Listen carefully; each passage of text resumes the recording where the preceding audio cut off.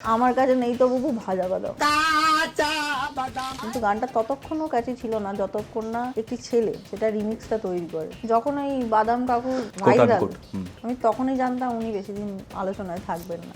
আর একজন কাকু ছিলেন, মাখা কাকু সামথিং, ড্যাশ ড্যাশ মাখিয়ে দিতে পারবে তুমি। হ্যাঁ, একটা রিমিক্স গান হয়েছিল, গানটা আমি শুনেছি লুপে, এত খারাপ লেগেছিল যে আমি বারবার শুনছি। তৈরি বিরিয়ানির ওপর হাত ঘুরিয়ে সব স্পিনার হয়ে গেছে এখন। তুমি অনেক কাউকে টার্গেট করতে চাইছি না, আমি করতে চাইছি। আচ্ছা ঠিক আছে।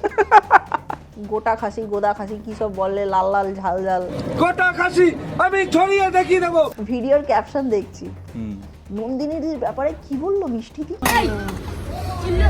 কাকে দেখে রেগে গেল নন্দিনী দি। আরে ভাই দেখবে, ঠিক আছে, টাইটেলগুলো দেখবে। এক একজন ভালো রোস্ট করে ভাই। আমাকে একটা ছেলে করেছিল রোস্ট, কিন্তু ভালো করেছিল, কিন্তু কোনো কারণে শুধু প্রচুর গালাগাল দিয়েছিল। ট্যাক্সিওয়ালা বলছে ট্রাক ড্রাইভারকে, আমার বাবা মা পাশে বসে, বাবা মানে কি, বাবা মা দিয়ে তাকালো, বাজে কথা বলতে নেই। রাস্তা দিয়ে যাচ্ছি, ঠিক আছে, কিছু একটা শুনেছিলাম, বাড়িতে গিয়ে জিজ্ঞেস করেছিলাম কি মানে এটা, এত মার মেরেছিল। একটা বউই যেখানে এত ট্রাভেল দিচ্ছে, তো সেখানে 5-6টা বউয়ের কি লাভ, দরকার কি? এটা মিঠাই বলে একটা সিরিয়াল হতো, আমি ওর থেকে বেশি ন্যাকা ন্যাকা সিরিয়াল আমি কোনোদিন দেখি। বাঁধের ওপর প্রথম দেখা হয়েছে, তাই বাঁধ বাবু। ধর যদি সুলভ শৌচালয়ে দেখা হতো, কি বলে ডাকতো, সৌজ বাবু। আমাদের এই ফিল্ডের কন্টেন্ট ক্রিয়েটর, তার বিয়ে হয়, তার আগে একটা সম্পর্ক ছিল। সোশ্যাল মিডিয়ার কিছু অংশ তাদের ওপর এত নোংরাভাবে অ্যাটাক করলো, যাদেরকে আমি আমার ফ্যামিলি মেম্বার মনে করি, তাদের কাছে।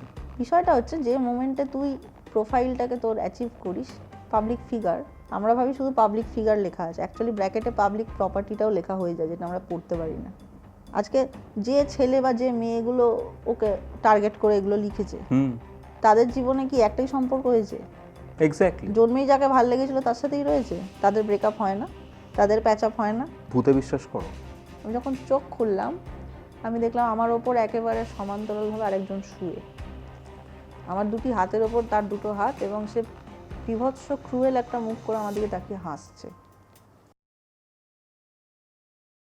কৌস্তবের আড্ডার অনবদ্য একটা পডকাস্টে আপনাদের সকলকে স্বাগতম জানাচ্ছি। লিটারালি এটা একটা আড্ডা ছিল। আজকে আমাদের সাথে গেস্ট ছিলেন ঝিলাম গুপ্ত। আমরা বিভিন্ন টপিক নিয়ে কথাবার্তা বলেছি, বিভিন্ন বিষয়ে আড্ডা মেরেছি। আমি না এনজয় করেছি আজকের যে কনভারসেশনটা ছিল। আপনারা আজকের এই এপিসোডটা পুরোটা শুনুন, কমেন্ট করে জানান কেমন লাগলো, আমাদের মতামতের সাথে কতটা আপনি একমত বা দ্বিমত পোষণ করেন সেটা অবশ্যই কমেন্ট করে জানাবেন। কৌস্তবের আড্ডা ইউটিউব চ্যানেলের যে ভিডিওগুলো রয়েছে, যে পডকাস্টগুলো রয়েছে, সেগুলো আপনারা সবাই দেখছেন, কিন্তু বেশিরভাগই সাবস্ক্রাইব না করে দেখছেন। অবশ্যই একটু সাবস্ক্রাইব করে রাখবেন, যাতে আমাদের চ্যানেলের প্রত্যেকটা ভিডিও আপনার কাছে সবার আগে পৌঁছে যায়। আর আমি চেষ্টা করি আপনাদের কাছে এরকম ইন্টারেস্টিং কনভারসেশন তুলে ধরার, কারণ এখন আমার মনে হয় যে কনভারসেশনের মাধ্যমে, পডকাস্টের মাধ্যমে আমরা এমন অনেক কিছু শিখতে পারি, যেটা হয়তো খুব স্বাভাবিক অর্থে বা বই পড়ে বা অন্য কোনো কিছুর মাধ্যমে এরকম টাইপের জিনিসগুলো জানাটা একটু ডিফিকাল্ট হয়ে যায়। তার মানে কিন্তু বই পড়াটা অবসলিট নয়, আমি সেটা বলছি না। যাই হোক, আশা করছি আজকের এপিসোডটা ভালো লাগবে। তাহলে চলুন শুরু করছি কৌস্তবের আড্ডার অনবদ্য একটা আড্ডা। হ্যালো ঝিলমদি, ওয়েলকাম টু কৌস্তবের আড্ডা। কেমন আছো বলো? বিন্দাস, সুপার বিন্দাস। ওকে ওকে ওকে। তোমার সাথে আমার আগের মাসে ফার্স্ট যোগাযোগ হয়, খুব ভালো বন্ধুত্ব হয়ে গেছে তার মধ্যে। অ্যান্ড টু বি অনেস্ট, খুব সিরিয়াস টপিক নিয়ে কথাবার্তা হয় আমাদের এই পডকাস্টে। আজকে খুব একটা যে সিরিয়াস টপিক নিয়ে কথা বলতে চলেছি সেরকমটা না, আড্ডা মারবো, যা যা বেরিয়ে আসছে তার মধ্যে সেগুলো আসবে। তোমাকে আমি প্রথম একটা জিনিস জিজ্ঞেস করবো, যেটা নিয়ে আমাদের বেশ কনভারসেশন হয়। এখন সোশ্যাল মিডিয়া খুললে, ইউটিউব শর্টস বলো, রিলস বলো, যাই বলো, একটা জিনিসই চোখের সামনে আসে, ঝরে ঝরে পড়ছে, এটাই চাকদা, এটাই ড্যাশ, ঠিক আছে? এই জিনিসগুলো আমরা খুব বেশি দেখতে পাচ্ছি। কি বক্তব্য তোমার এই ব্যাপারে? ঝরে ঝরে তো চুলও পড়ে। তুমি চুলটা কাকে মিন করছো? চুল ঝরে পড়ে তো, পড়ে। আমরা তো ছোটবেলা থেকে এই ফার্টিলাইজার অয়েল এইসব দেখছি তো, কিসের জন্য চুল ঝরে পড়ে? এখন অনেক কিছুই ঝরে পড়ছে। সেই ঝরে পড়া আমি আটকানোর কেউ নই, আটকাতে যাবোই বা আটকানোর কথা হচ্ছে না, তোমার নিজের কি মনে হয়? একটু বেশি ঝরে পড়ছে, একটু কম ঝরলে ভালো হয়। মনোটোনাস হয়ে যাচ্ছে। হ্যাঁ, মানে আলটিমেটলি আমরা কি প্রত্যেকেই প্রত্যেকের কন্টেন্ট দেখে, কন্টেন্টটাও একটা বিনোদনের জায়গা। একদমই। এবার আমি কিছু দেখবো বলেই খুলছি, আমি নিশ্চয়ই একবার দেখেছি বা দুবার দেখেছি, সেই জন্য তো তার কন্টেন্ট আবার আমার ফিডে আসছে, রেকমেন্ড করছে আমার কোনো অ্যাপ। কিন্তু সেই নতুন ভিডিওটাও যদি আগের এই চর্বিত চর্বণ হয়, তাহলে তার আমার মানে ভালো লাগার কথাই নয়। মানে একই চ্যাপ্টার যেমন স্কুলে পড়ানো হয় না, তাহলে বাচ্চারা কিছু শিখবে না, তাহলে সেরকমই একই কন্টেন্ট, একই টপিক, একই কথা, আমি কেন আমার ডেটা খরচ করে দেখবো, রাইট? মানুষজন তো দেখছে। হ্যাঁ, গালাগাল দেওয়ার জন্য প্রচুর লোক দেখে, ফর শিওর। মানে আমি খুলেই দেখি যে 1 মিলিয়ন ভিউ, 2 মিলিয়ন ভিউ, তাই নেই এত 200k লাইকস অ্যান্ড অল। দেখো, নাথিং অ্যাগেন্স্ট দেম, ঠিক আছে, এটা তাদের প্রফেশন, ব্যবসা বাড়ছে, সব ঠিক আছে। বাট এখন কি হচ্ছে জানো তো, মানে আমি ধরো কোনো কাজ করছি আমার বাড়িতে, বাবা মা যখন ফোনটা খুলছে না, আমার নিজের ফোনে তো দেখলাম, দেখে আমি হয়তো সোয়াইপ আপ করে দিয়েছি, আর মা বাবা হেডফোনে পড়ে না, জোরে জোরে হচ্ছে, এইগুলো যখন চলে আসে না, ওই কথা, ওই কিচকিচানি এত বেশি রিপিট হচ্ছে।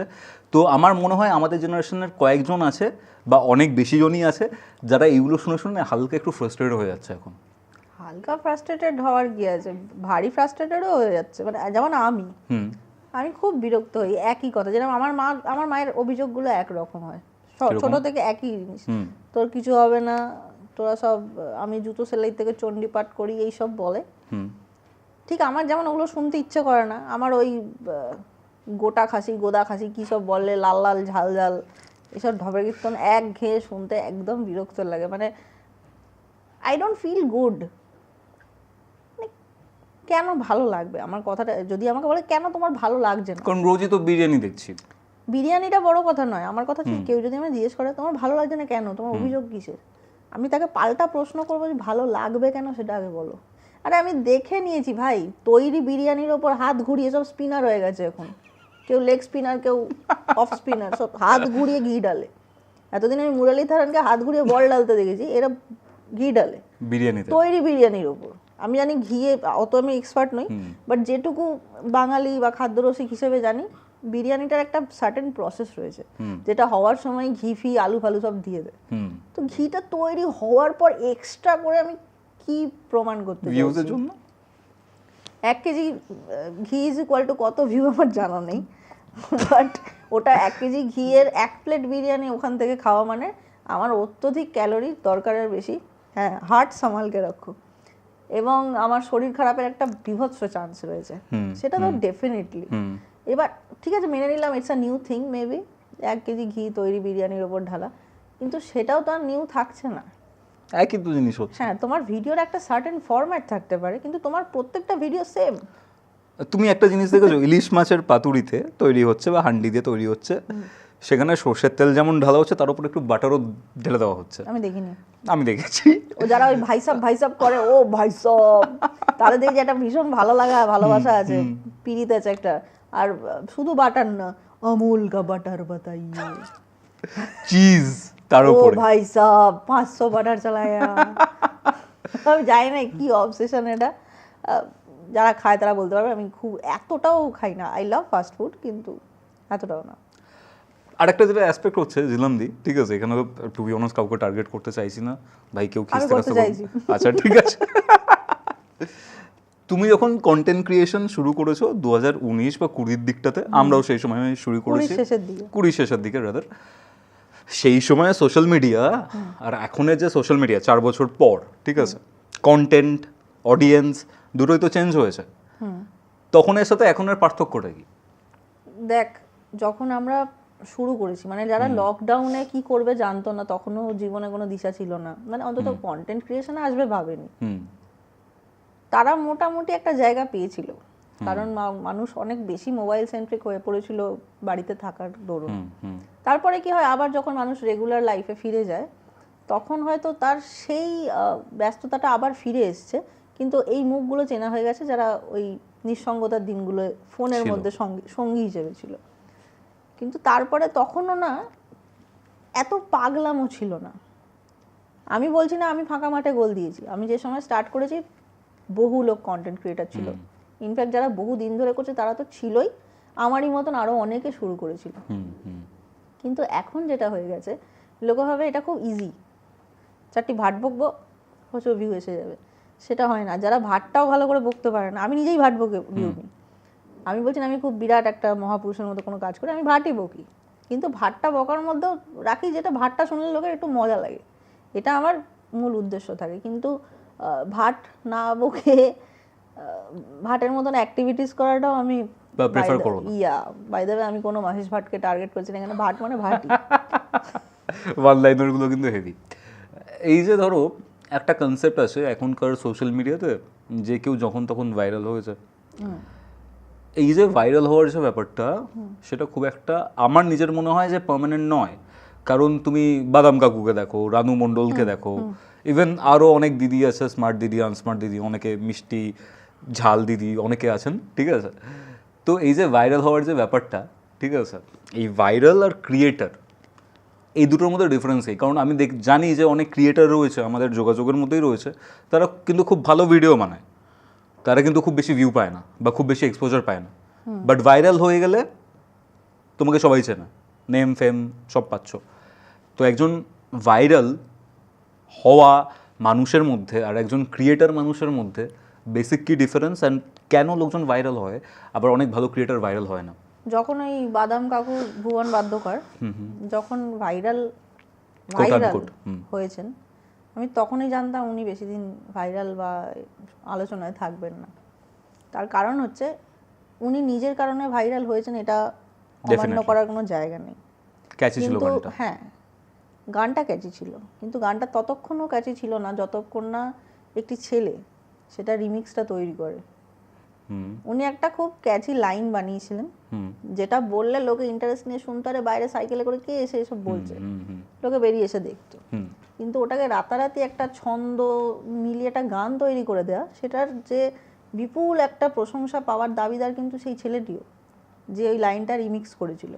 তার নামটা পর্যন্ত আমি জানি না। এটাই হচ্ছে, এটা খুব আনফরচুনেট। হ্যাঁ, খুব আনফরচুনেট, কারণ সে ডিজার্ভ করে। সে ওই লাইনটাকে গান বানিয়েছে, ইট ওয়াজ নট আ সং, বানিয়েছে সে, কিন্তু সে কিচ্ছু পায়নি। কিন্তু যে গানটার আবার একবারে রুট থেকে তৈরি করেছে, সে মর্যাদা পেয়েছে, আমি খুব খুশি তাতে। কিন্তু তারপরে কি হলো, সেই ভদ্রলোক আর বাদাম নিয়ে বা তার অ্যাকচুয়াল যে রুটটা, তার নিজের রুটটাই কিন্তু তাকে ভুলিয়ে দেওয়া হলো। আমি নাম করছি না, কলকাতার অত্যন্ত বড় একটি পশ ক্লাব, যেখানে সবসময় ইংরেজি গান বাজে এবং সেখানে সবসময় ইংরেজি কথা বলা লোকজন সেখানে ঘোরে, তাতে কোনো অন্যায় নেই। সেখানে বাংলা গান হিন্দি গানের রেওয়াজই নেই, সেখানে তাকে দিয়ে গাওয়ানো হয়েছে ওই বাদাম বাদাম দাদা ভাজা বাদাম, কাঁচা বাদাম, আমার কাছে কি কাঁচা বাদাম হোয়াট এভার, দুটোই বাদাম আমি খাই, তো আমার কোনো প্রবলেম নেই। আমার কাছে নেই তো বুবু ভাজা বাদাম, এই গান সে ওখানে গিয়ে গাইছে। তার মানে কি, তার সাফল্যটাকে লোকে টেনে নিচ্ছে, এনক্যাশ করছে নিজের জন্য। দ্য মোমেন্ট এটা হয়, আমার মনে হয় যার ট্যালেন্ট বা যাকে নিয়ে এটা হচ্ছে, সে বাঘের মুখে পড়ে যায়, সে বেশি দিন আর থাকবে না, থাকা সম্ভব নয়। কারণ তোমাকে সবাই সব রকমভাবে শুষে নিচ্ছে তো ভাই, এনক্যাশ করতে চাইছে। হ্যাঁ, একটা দিন তো তুমি শেষ হয়ে যাবে। ওই যে একটা, ওকে ওটা গান ভেবে বানিয়েছিল, ওটা তো বানাইনি, লাইনটা বানিয়েছে বাদাম বিক্রি করে, ওই সেট ফেটগুলো নেবে, এক্সচেঞ্জ বিজনেস ওটা, সেটা তো হলো না। ও কি আর কোনোদিন ওইরকম একটা ক্যাচি লাইন বানাতে পারবে? একজন গিয়ে ওর বাড়ির ইন্টেরিয়ার করে দিয়ে চলে এলো, তার যে লাইফস্টাইল সেটাই ধাক্কা খেয়ে গেল। তারপর লাখখানেক টাকা পেয়ে শুনলাম একটা গাড়ি কিনে ফেলেছে, সেটা নিয়ে গিয়ে আবার দেয়ালে ঠুকে দিল। মানে কি হচ্ছে, there is a lot of things going on। হ্যাঁ, মানে লোকটাকে টিকতে দিল না অন্য লোকেরা, আমার ব্যাপারটা হচ্ছে এখানে। মানে বারটা এমন খাইয়ে দিয়েছে যেটাকে সামলাতে পারেননি। হ্যাঁ, মানে তুমি তাকে সেলিব্রেট করো, সে সেলিব্রেশন পাওয়ার যোগ্য, কিন্তু তাকে অ্যাটলিস্ট তার রুট থেকে তুমি যদি উপড়ে দাও, সে ছিন্নমূল হয়ে যাচ্ছে ভাই। সে তো আর জায়গাটাতে না ঘাটকা না ঘাটকা একটা কথা আছে না, তার অবস্থাটা তুমি ওইটা করে দিচ্ছ। আজকে তুই বডি বিল্ডিং করিস, জিমে ভালোবেসে যাস, হোয়াট এভার যাস, তো এবার তোকে আমি এমন একটা লাইফস্টাইলে ঢুকিয়ে দিলাম যেটাতে আমার খুব লাভ, আচ্ছা প্রচণ্ড লাভ আমার। তুই জিমে যাওয়ার টাইম পাস না, তুই এই করিস না, ওই করিস না, সেই করিস না, তুই একটা বেঢপ একটা কিছু হয়ে গেলি, তোর নিজেকে দেখলে তোর বিরক্ত লাগছে, কারণ তুই সব ভুলে গেছিস, সারাদিন তোকে নিয়ে আমি পড়ে আছি, তোর ভালো লাগছে, কিন্তু আলটিমেটলি ক্ষতিটাও তোর ওই হচ্ছে। এক্স্যাক্টলি। তো সেটা আর থাকবে? কিন্তু তুই যদি রোজ অর্গানিক্যালি গ্রো করিস, তোর থেকে যাওয়ার চান্সটা অনেক বেশি বাড়ে, পসিবিলিটিটা অনেক মানে দৃঢ় হয়। কিন্তু যাকে তুমি বার খাইয়ে একদম শেষ করে দিচ্ছ তার কিছু থাকে না। ওই লোকটার সাথে ওটাই হয়েছে। কারণ ধরো অর্গানিক্যালি গ্রো করলে তুমি আস্তে আস্তে জিনিসটা পাচ্ছ বা ফেমটা পাচ্ছ, তো তুমি সেটাকে ডাইজেস্ট করতে পারছো বা কিভাবে মানে এমপ্লয় করবে নিজের লাইফে ব্যবসার পারছো। মতোই ব্যাপারটা। হ্যাঁ, ব্যবসারই মতো। তুই একটা ঘরে ছোট করে কিছু শুরু করলি, তারপর একটু একটু করে বড় হলি, তোকে আর একটা বাড়ি নিতে হলো, তোর স্টক বাড়াতে হচ্ছে, একটু পরে তোর ওয়্যার হাউস নিতে হলো।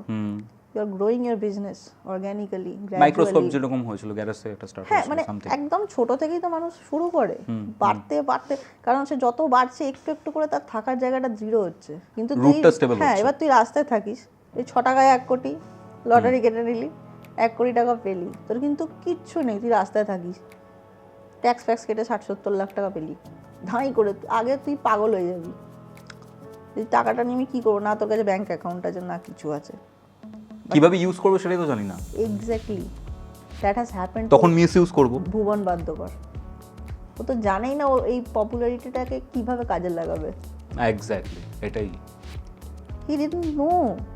মানে তুমি একটা জিনিস দেখো, এই যে ভুবন বাবুর কথা তো আমরা বলছিলাম, আর একজন কাকু ছিলেন, মাখা কাকু সামথিং কিছু একটা ছিল, ঠিক আছে, উনি অনেক কিছু মাখিয়ে দিতেন। ঘাস, লোকজন ফোন করে, গোলাপ গোলাপ, লোকজন ফোন করে বলছে যে ড্যাশ ড্যাশ মাখিয়ে দিতে পারবে তুমি, ঠিক আছে। একটা রিমিক্স গান হয়েছিল, গানটা আমি শুনেছি লুপে, লুপে শুনেছি। এত বাজে গানটা, বলে না this is so bad it is so good, এরকম একটা কিছু কথা আছে, এত খারাপ লেগেছিল যে আমি বারবার শুনছি। এত খারাপ লেগেছে বারবার শুনছি। হ্যাঁ এক্স্যাক্টলি, এটা হয় আমার, আমি খুব বাজে, ওই জন্যই তো আমার কাছে লাল লাল ঝাল ঝাল ফিরে ফিরে আসে, এত ক্রিঞ্জ। তাও আমি কৌতূহল আছে এবারে কিছু নিউ বলবে না, এটা ককেজি যাচ্ছে, এটা কত হাঁড়ি বিক্রি হলো, এটা কি আছে। আরে ভাই, বিরিয়ানির দোকানের লোকটা এত ইন্টারেস্টেড না বিরিয়ানিতে, তুই এত ইন্টারেস্ট কেন দেখাচ্ছিস? আমি ভাবি যে একটা পার্টিকুলার খাবার, ঠিক আছে, আমরা যখন ছোট ছিলাম আমাদের সময় তো খুব বেশি ব্যাঙের ছাতার মতো বিরিয়ানির স্টল গজিয়ে ওঠেনি, টু বি ব্যাঙের অনেস্ট। ছাতাই কম ছিল, ব্যাঙের ছাতা Exactly. বিরিয়ানি কি থাকবে।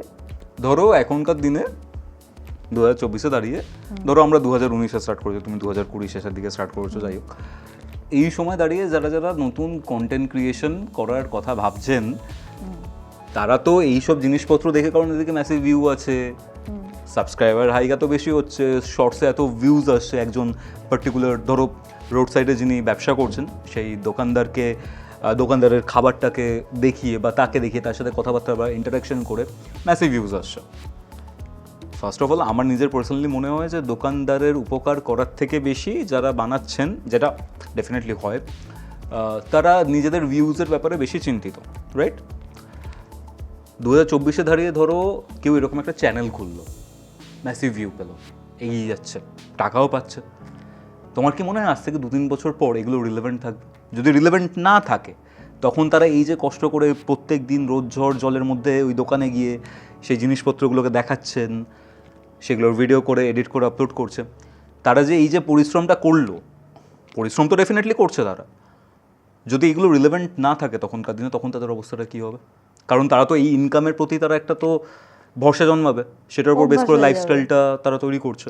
দেখ, আমি আমার একটা খুব অনেস্টলি একটা ফিডব্যাক তোকে দিই, আমার খুব কষ্ট হয় দেখে, যখন দেখি 20-22 বছরের বাচ্চা বাচ্চা ছেলেগুলো হাতে একটা করে ফোন, একটা গরিলা পড আর একটা বয়া মাইক নিয়ে, বয়া মাইক আমাদের সবার ফার্স্টের মাইক, এক্স্যাক্টলি আমাদের প্রত্যেকের, আমি এখনো ইউজ করি, আমিও করি গুড মাইক, আমাকে ইভেন এটাও বয়া কিন্তু স্পন্সর করে না। হ্যাঁ, বয়া স্পন্সর করেন, ভাই স্পন্সরশিপ দিয়ে দিও একটু। এক্স্যাক্টলি। যাই হোক, না এটা আমাদের প্রত্যেকেই এটা করি, তো যাই হোক, আমার খুব খারাপ লাগে দেখে, যখন দেখি অত বাচ্চা বাচ্চা ছেলেগুলো সকাল থেকে গিয়ে দোকানটাও খোলেনি, কোনো প্ল্যাটফর্মের ওপর কোনো দোকান, সেখানে দাঁড়িয়ে রয়েছে। দেখ, এতে কোনো ক্ষতি তো কারণ নেই না, এতে করে বহু লোক উপকৃত হয়েছে, যারা ফুড ব্লগিং, বা এটাকে আমি ফুড ব্লগিং খুব একটা ভাবে বলি না, হয়তো বিরিয়ানি কিছুটা, blogging, mostly it's biryani blogging this days, আগে ফুড ব্লগিং বলা ছিল। যেত। যেটা হলো, যারা শুরু করেছিল ব্যাপারটা, তারা কিন্তু খুব লাভবান হয়েছে, এবং ইটস আ 2-way প্রসেস। আমি বলছি না শুধু তারা হয়েছে, যাদের দোকান দেখানো হয়েছে তারা নাম করেছে, তাদের ব্যাপারে দেখ, শুধু ব্যবসা বেড়েছে। হ্যাঁ, মানে একেবারে মফস্বলে, যেরকম আমি শ্রীরামপুরে থাকি, এবার শ্রীরামপুর আজকের দিনে খুব হ্যাপেনিং একটা জায়গা, একদম একদম, বহু কিছু আছে আমার শহরে, আমি গর্ব করে বলতে পারি, কিন্তু সেগুলো অর্গানিক্যালি যেরকম পরিচিতি পেয়েছে, সোশ্যাল মিডিয়া এত রমরমা হওয়ার আগেই পেয়েছে। আবার সোশ্যাল মিডিয়া হওয়ার পরেও নতুন খাবারের দোকান বল, হোয়াট এভার ইট ইজ, সেগুলো সোশ্যাল মিডিয়ার নজরে আসে আর একটু পপুলারিটি পায়। হাবড়ার মতো জায়গায় যেখানে হয়তো এই বিরিয়ানির দোকানগুলো, আমি দেখছি হাবড়ায় প্রচুর বিরিয়ানির দোকান আছে, র্যান্ডম জায়গায় দোকান, এই জায়গাগুলো যেরকম প্রচারের আলোয় এসছে, ভালো তো। একদম মেট্রোপলিটন খোদ কলকাতায় বসে তো তারা দোকানটা চালাচ্ছে না, তারা পরিশ্রম করছে, উদাস্ত খাচ্ছে, একদম একদম তাদের জন্য আরো 20টা ছেলের কাজের সংস্থান হচ্ছে। It's a very good thing, I support it totally. কিন্তু তুমি যেটা করে ফেলছো, তুমি সেগুলোকে পপুলার বানিয়ে দেওয়ার পরেও সেগুলোর পেছনেই পড়ে আছো। তারা তো পপুলার হয়ে গেছে, এবার তুমি আবার সেইগুলো সেরকম দোকানে যাও না যারা এখনো পপুলারিটি পায়নি। আর শুধু বিরিয়ানি কেন, আরো তো অনেক খাবার কত আছে। ছেলে পেলে কত খাবার বানায়। যদি তোমাকে খাবারই দেখাতে হয় তাহলে আরো কিছু দেখাও, তারাও পপুলারিটি পাক, তারাও প্রচারের আলোয় আসুক। কিন্তু এই যে তুই বললি না তোমার কি মনে হয় কতটা কি, আমি একদম নাম করে বলছি, আমার মানে এটা তো ফ্যাক্ট, আমি যেটা চোখে দেখছি অ্যাজ আ সাধারণ দর্শক, আমি তো সেটাই বলবো। আজকে এই আমেরিকান দাদা, এই বাচ্চার বিরিয়ানি, ওই অরুণ দাকাকে কি পরোটা বিক্রি করে, এরা যতটা পপুলারিটি বা এখন এদের পেছনে এরকম যে ঝাঁক ঝাঁক ক্যামেরা নিয়ে সকাল থেকে লোকে পড়ে থাকে, নন্দিনীর হোটেলে আর লোক দেখতে পাস? আমি বলছি, একদম নাম করে বলছি, নন্দিনীর সাথে কিন্তু আমার আলাপ হয়েছে, এটা তোর মতোই ফেস টু ফেস কথা হয়েছে একটা কোনো ইভেন্টে গিয়ে। মেয়েটি খুব ভদ্র, ভালোভাবে কথা বলে। অন ক্যামেরা কি করে ও ভিউজের জন্য হ্যানের জন্য আমার জানা নেই, আমি তো হোটেলে গিয়ে কোনোদিন ভিডিও করিনি, কোনোদিন খেতেও যাইনি, কিন্তু অফ ক্যামেরা ওর সাথে আমার যেটুকু কথা হয়েছে, খুব ঠিকঠাক কথা বলা মেয়ে, মিথ্যে বলবো না। কিন্তু দেখ আজকে কিন্তু ওর দোকানে কোনো ভিড় নেই, বা ওর দোকানে যে আগের মতো হামলে পড়া লোক পাগল হয়ে যাচ্ছে, লোকে মুখ করে দিচ্ছে, এগুলো কখন হয়? যখন তোকে শীর্ষে বসিয়ে রাখা হয়। তখন কি ওপরে একবারে টপ লেভেলে থাকলে মনে হয় কি সবাই খুব ছোট, তো একদম বিল্ডিং এর উঁচুতে উঠে যা, দেখবি সব ছোট লাগে। অ্যাকচুয়ালি কিন্তু ওগুলো বড়ই সাইজে, ওপর থেকে দেখছিস তাই, পয়েন্ট অফ ভিউ। এক্স্যাক্টলি। কিন্তু তারপরে কি হলো, যখন এইগুলো প্রচারের আলোয় চলে আসলো, নন্দিনীর শ্যাডোয়ে চলে গেল। নন্দিনীর সাথে আমার কোনো সেরকম বিশাল হৃদ্যতা নেই, আমি ওর হয়েও কিছু বলছি না, আমি I am telling you the fact. এখন দেখ এই যে ঝাঁকে ঝাঁকে যারা এই ভাতের হোটেল চালায়, বিরিয়ানি চালায়, মানে যাদের নিয়ে ডেইলি ব্লগগুলো হয়, দেখবি কোথাও কোনো ইভেন্ট হলে এরা সব জায়গায় একসাথে চলে যায়। নন্দিনীকে দেখতে পাস? খুব কম, এখন খুব কম। এক্স্যাক্টলি। আমার কথা যে যখন যাকে নিয়ে মাতামাতিটা হয় তাকে নিয়েই হয়। ইভেন একটা বাচ্চা ছেলে মনে আছে, তুই দেখিনিস সাগর, হ্যাঁ, যে ছেলেটি সত্যি বাচ্চাই ছেলে, এক্স্যাক্টলি এত স্ট্রাগল করছে, হ্যাঁ, তাকে প্রমোট করা হয়েছে, ইটস গুড, হ্যাঁ, ডেফিনেটলি সবাইকে প্রমোট করছে, একদম, ভেরি গুড। আমি তো বলছি সবাইকে করো, কিন্তু সিলেক্টিভলি কাউকে করো না। করার পর তুমি ডেইলি যদি ওটাই দেখাও, তুমি তো কেন দেখাচ্ছ আমি জানি না। এটা আমি নিজে একটা লিখেও ছিলাম, আমি কিছুদিন আগে সংবাদ প্রতিদিনে একটা কলাম লিখেছি, যে এটা না খুব সহজ হয়ে গেছে মানুষের কাছে, বাঁধা ধরা কোয়েশ্চেন। আমি বলবো দেখ তুই আমায় কাটতে পারবি না, কি কি কোয়েশ্চেন? সকাল থেকে ক হাঁড়ি বিক্রি হয়েছে, একটা হাঁড়িতে কত প্লেট বিরিয়ানি থাকে, এখানে কি পুরো 1 কেজি ঘি চলে গেল, সাইজ কত মাটনের, চিকেনের? হ্যাঁ, সাইজ না, ওজন, ওজন মানে গ্রাম, হ্যাঁ। কেশর দাও না ফুড কালার দাও, কটা থেকে দোকান খুলছে, আগে কত বিক্রি হতো এখন কত বিক্রি হয়, আর আরেকটা কি বলে জানো, চিকেনের দাম কত, চিকেন বিরিয়ানির দাম কত, মাটন বিরিয়ানির দাম কত, বসে খেলে আনলিমিটেড, বসে গেলে আনলিমিটেড। এই 8টার বাইরে তুই কিচ্ছু পাবি না ওখানে। আর আরেকটা জিনিস পাবি ওদের ভাষায় কি, কন্ট্রোভার্সি। আমি জানি না ভাই, এত পলিটিক্যাল পার্টির মধ্যে এত কন্ট্রোভার্সি নেই, এদের মধ্যে এত কন্ট্রোভার্সি কিসের কন্ট্রোভার্সি না, পরোটা আর বিরিয়ানির মধ্যে ভাই আলাদা।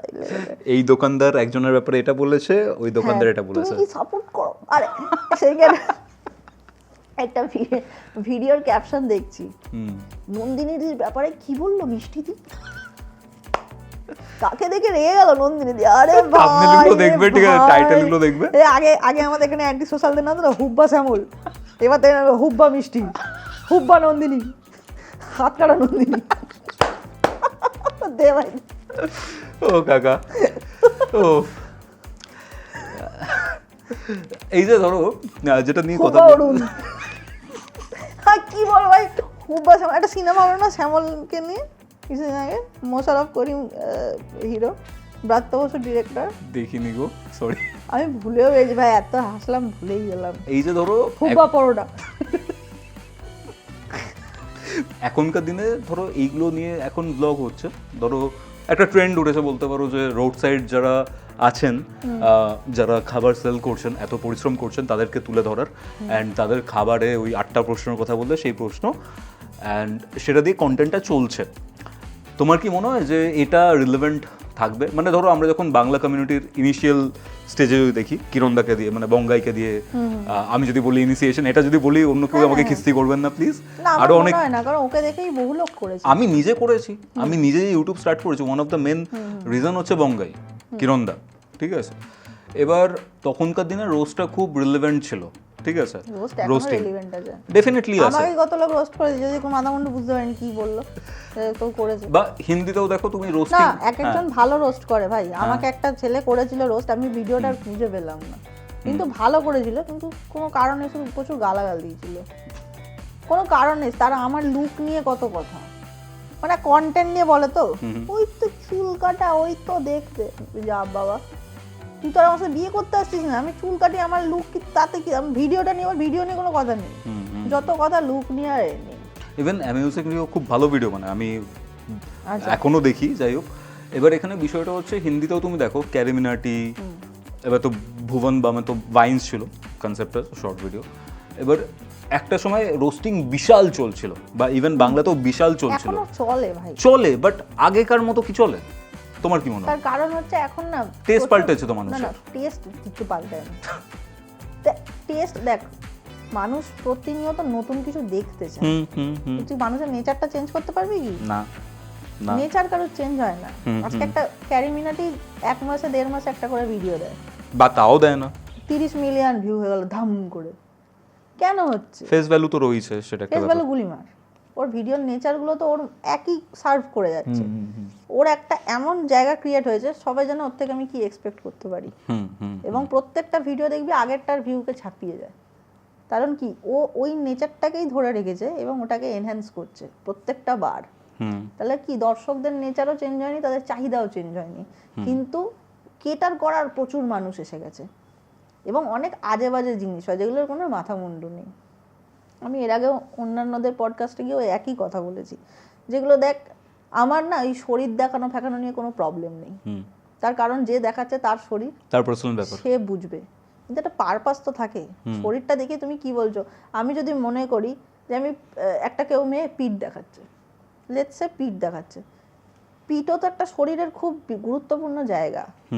যদি বলি পিঠের যত্ন নেবে কি করে, তাহলে সেটা মানা যায়, কারণ পিঠ নিয়ে কথা হচ্ছে, you need to show your পিঠ, কিন্তু পিঠের কোনো যত্ন নেই। তুমি শুধুমাত্র বাথরুমে গিয়ে ঘাড় ঘুরিয়ে ঘুরিয়ে জল ঢেলে যাচ্ছ পিঠে, কি মায়েরা থাকো, that is out and out, মানে কি পাগলাম। এবার এগুলো দেখার লোক আছে, আমি কারোর পিঠ দেখে একটু আমার এক্সাইটেড হচ্ছি না। এবার যারা পিঠ দেখে এক্সাইটেড হয় তারা ভিউজ দেবে। পিঠ ফেটিশ, কিসের ফেটিস আমার জানার দরকার নেই, ফেটিসের 108, কিন্তু কথা হচ্ছে if you are happy with your পিঠ, শো ইট, কিন্তু সেটা তো একটা পারপাস থাকবে। এই যে তুমি চান, ধরে নিলে একটা মেয়ে চান করারই ব্লগ বানায়, বা একটা ছেলে চান করার ব্লগ বানায়, চানের উপকারিতা নিয়ে ভিডিও বানা না, আমি শুনেছি, আমি সঠিক জানি না, প্রতিটা জয়েন্টে জল ঢাললে নাকি ভালো থাকে জয়েন্ট, বা কুল অফ করে শরীরের সেই পার্টগুলো, সেসব নিয়ে কোনো কথা নেই। কি কি বলতো, বন্ধুরা কেমন আছো তোমরা বলে এক মগ জল ঢুকে নিল, কি লাগতেছে, একটা ট্রান্সপারেন্ট জামা পরে ভেজাচ্ছে শরীরটাকে। আমি জানি তুমি কি করছো ভাই, তাতে আমার কিচ্ছু যায় আসে না, it's your body, you can do whatever you want, কিন্তু একটা purpose at the end of the day, তোমার ভিডিওর একটা পারপাস থাকবে।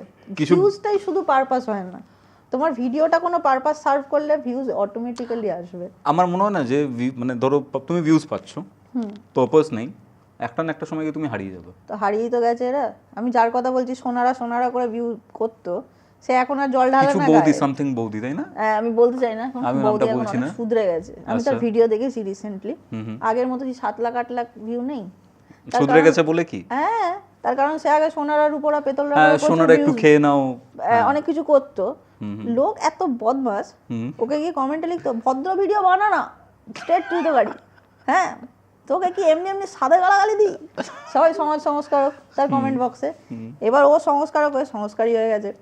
ও এখন বরকে ছেলেকে ভাত দেয়, সেই ভিডিওতে 400 ভিউ, 1500 ভিউ। এখন তোমরা কোথায় ভাই এত সংস্কারকরা? আমি কিন্তু ওর ভিডিও দেখি, এখনও গিয়ে দেখি যে সে কী করছে, সে অনেক চেঞ্জ হয়ে গেছে। তোমরা কেউ আর তাকে ভিউ দাও না।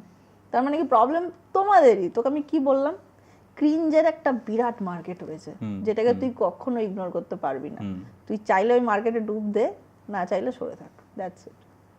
মানে এই পডকাস্টে ক্রিঞ্জি পডকাস্টে অনেক ভিউজ আসবে ভাই আমিও তো ক্রিঞ্জ, আমি কোন সা একবারে সাধু ভাষা প্রয়োগ করে ভিডিও বানাই বল, কিন্তু আমি চেষ্টা করি ভিডিওটা দেখে যেন লোকজনের মজা লাগে। অ্যাটলিস্ট তোমার ভিডিও যখন আমার বাবা মা দেখে বা আমি দেখি, অ্যাটলিস্ট হেডফোনটা খুলে দেখা যায়, এটা হচ্ছে মেন পয়েন্ট। ঠিক ওই আছে, হেডফোনটা খুলে দেখিস বলে আমার ভিউ হয় না। ফ্যামিলির সবাই যদি দেখতো, কিন্তু আলাদা আলাদা ঘরে বসে দেখতিস, প্রচুর ভিউ হচ্ছে আমার। আমি একটা জিনিস জানতে চাই এখানে, কারণ আমি নিজে কন্টেন্ট ক্রিয়েশনে রয়েছি, তুমিও কন্টেন্ট ক্রিয়েশনের মধ্যে রয়েছো।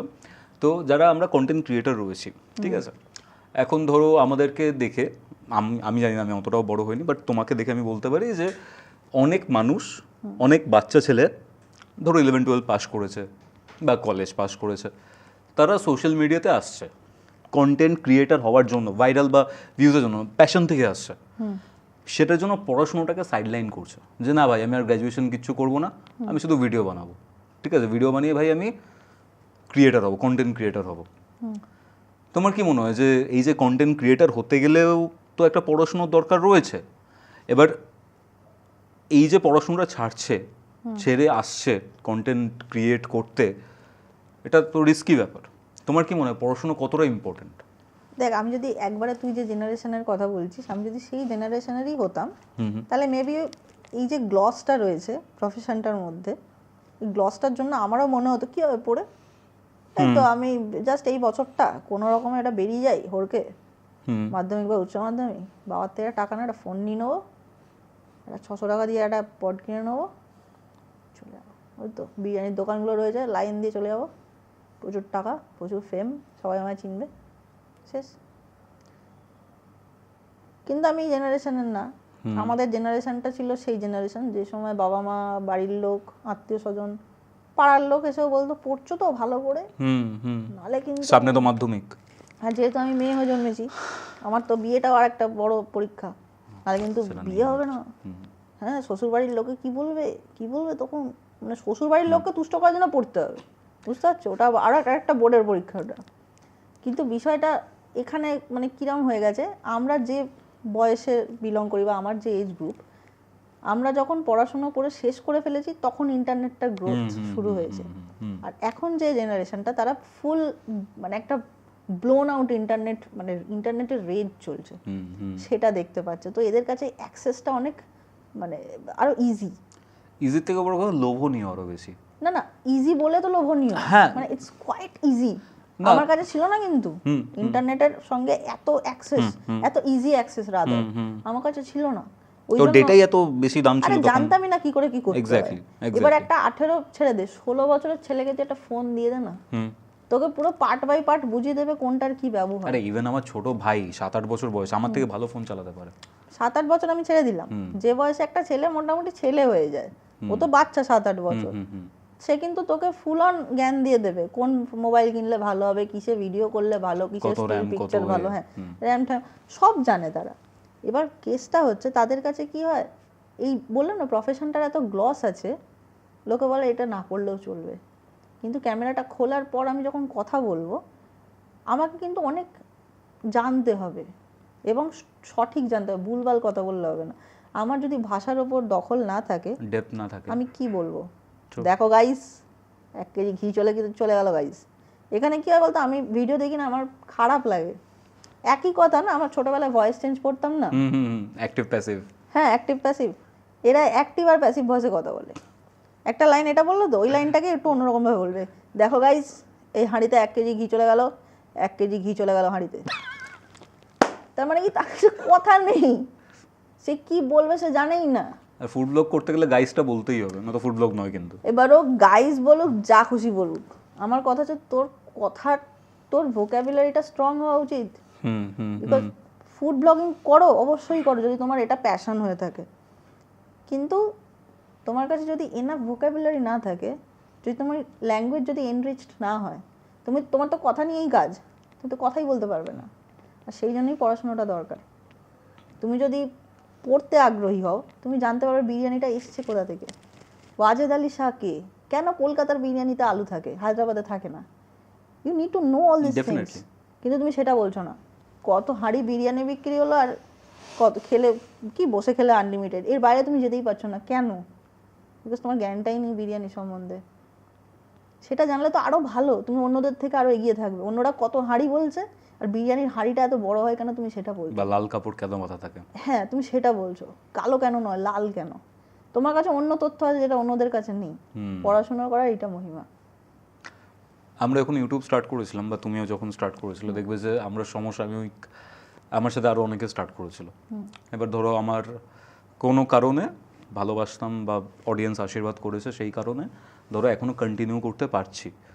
অনেকে সেটা হয়তো করতে পারেননি, কারণ তাদেরটা হয়তো ক্লিক করেনি কোনো কারণে। এবার তারা যদি সেই সময় পড়াশুনোটা তাদের কাছে না থাকতো, কারণ আমরা ধরো গ্র্যাজুয়েশনের পরে স্টার্ট করেছি বা করতে করতে স্টার্ট করেছি।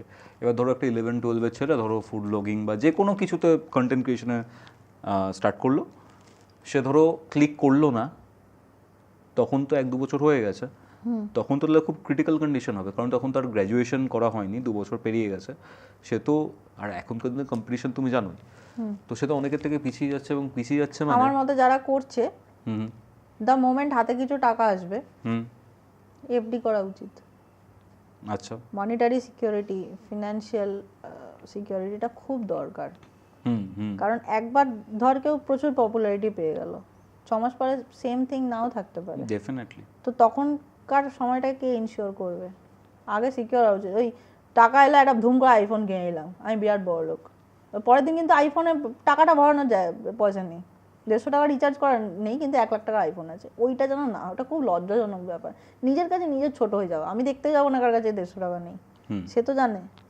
আমার মতে সবার আগে টাকা পেয়ে গেলে মিসইউজ না করে মনিটারি সিকিউরিটিটাকে এনশিওর করাটা খুব দরকার, যে কোনো লোকে, সে 40 বছর বয়স হোক আর 20 বছরের ছেলে হোক। আর সেকেন্ড থিং যেটা আমার মনে হয়, একটা সাইড হাসল সবসময় থাকা দরকার। যেরকম আমি, প্যাসিভ ইনকাম।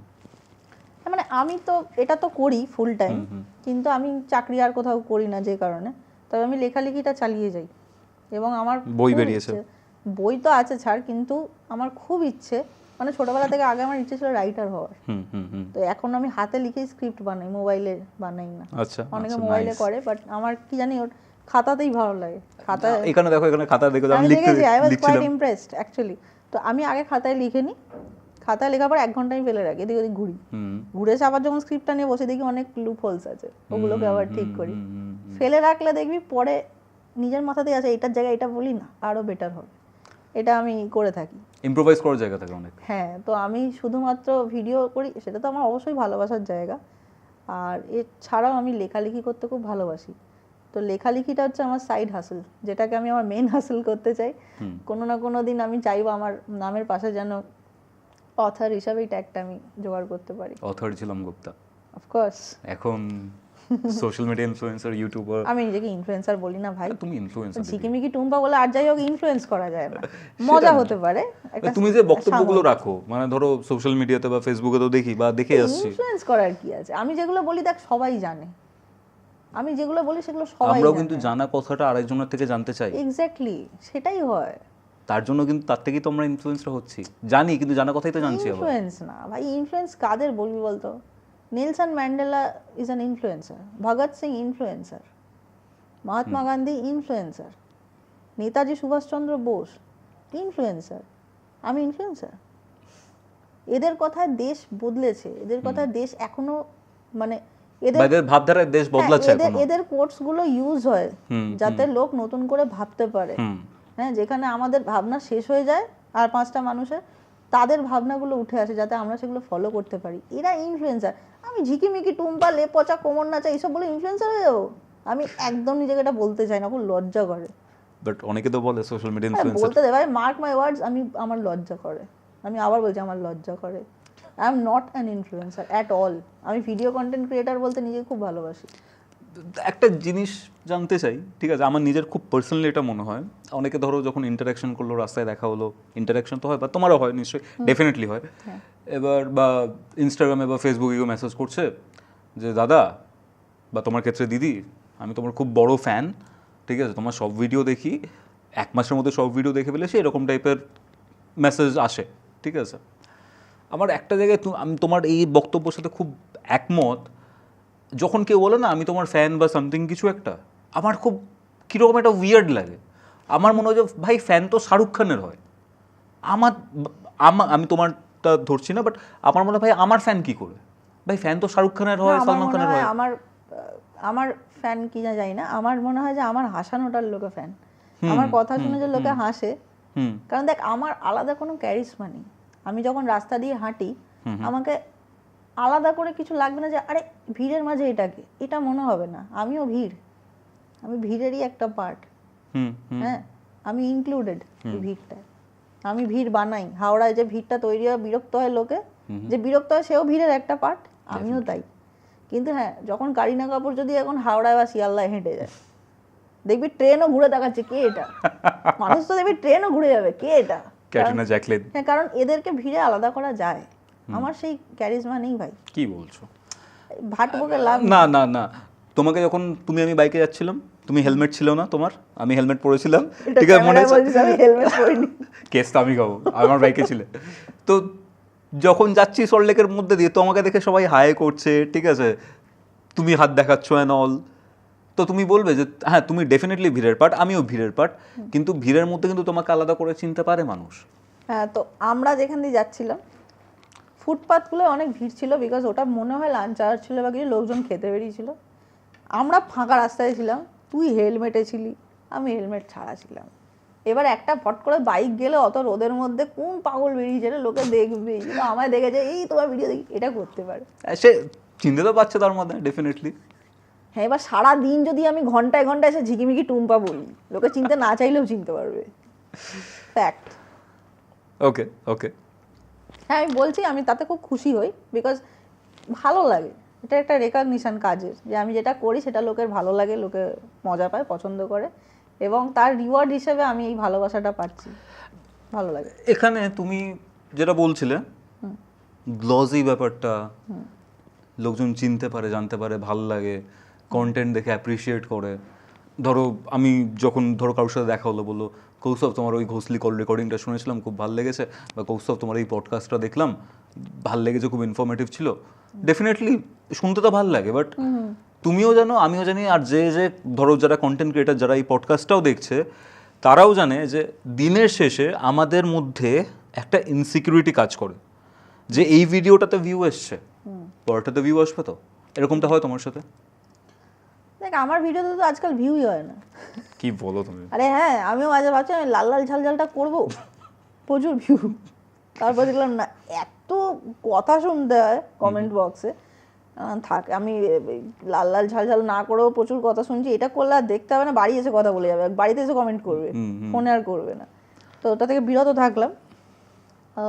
কিন্তু না আমার দেখ এখন না অভ্যস্ত হয়ে গেছি আপ ডাউনসটায়। হ্যাঁ, আপ ডাউনসটায় তো হয়েওছি, তার কারণ এরকম হয়েছে একটা ভিডিও ধর ইউটিউবে কোনো ভিউই নেই, যা বাবা এটা তো ভালোই বললাম, মানে আমি যেরকম বলি সেরকমই, আমার তো একটা নিশ কন্টেন্ট আছে, তাদের তো ভালো লাগার কথা, এটাই তো তারা দেখে, এটাই পছন্দ করে, আমার থেকে এটাই এক্সপেক্ট করে। ইউটিউবে ভিউই হলো না, যদি আমার ইউটিউবে সাবস্ক্রাইবার কম, অনেকই কম অনেকের তুলনায়, কারণ আমি শুরু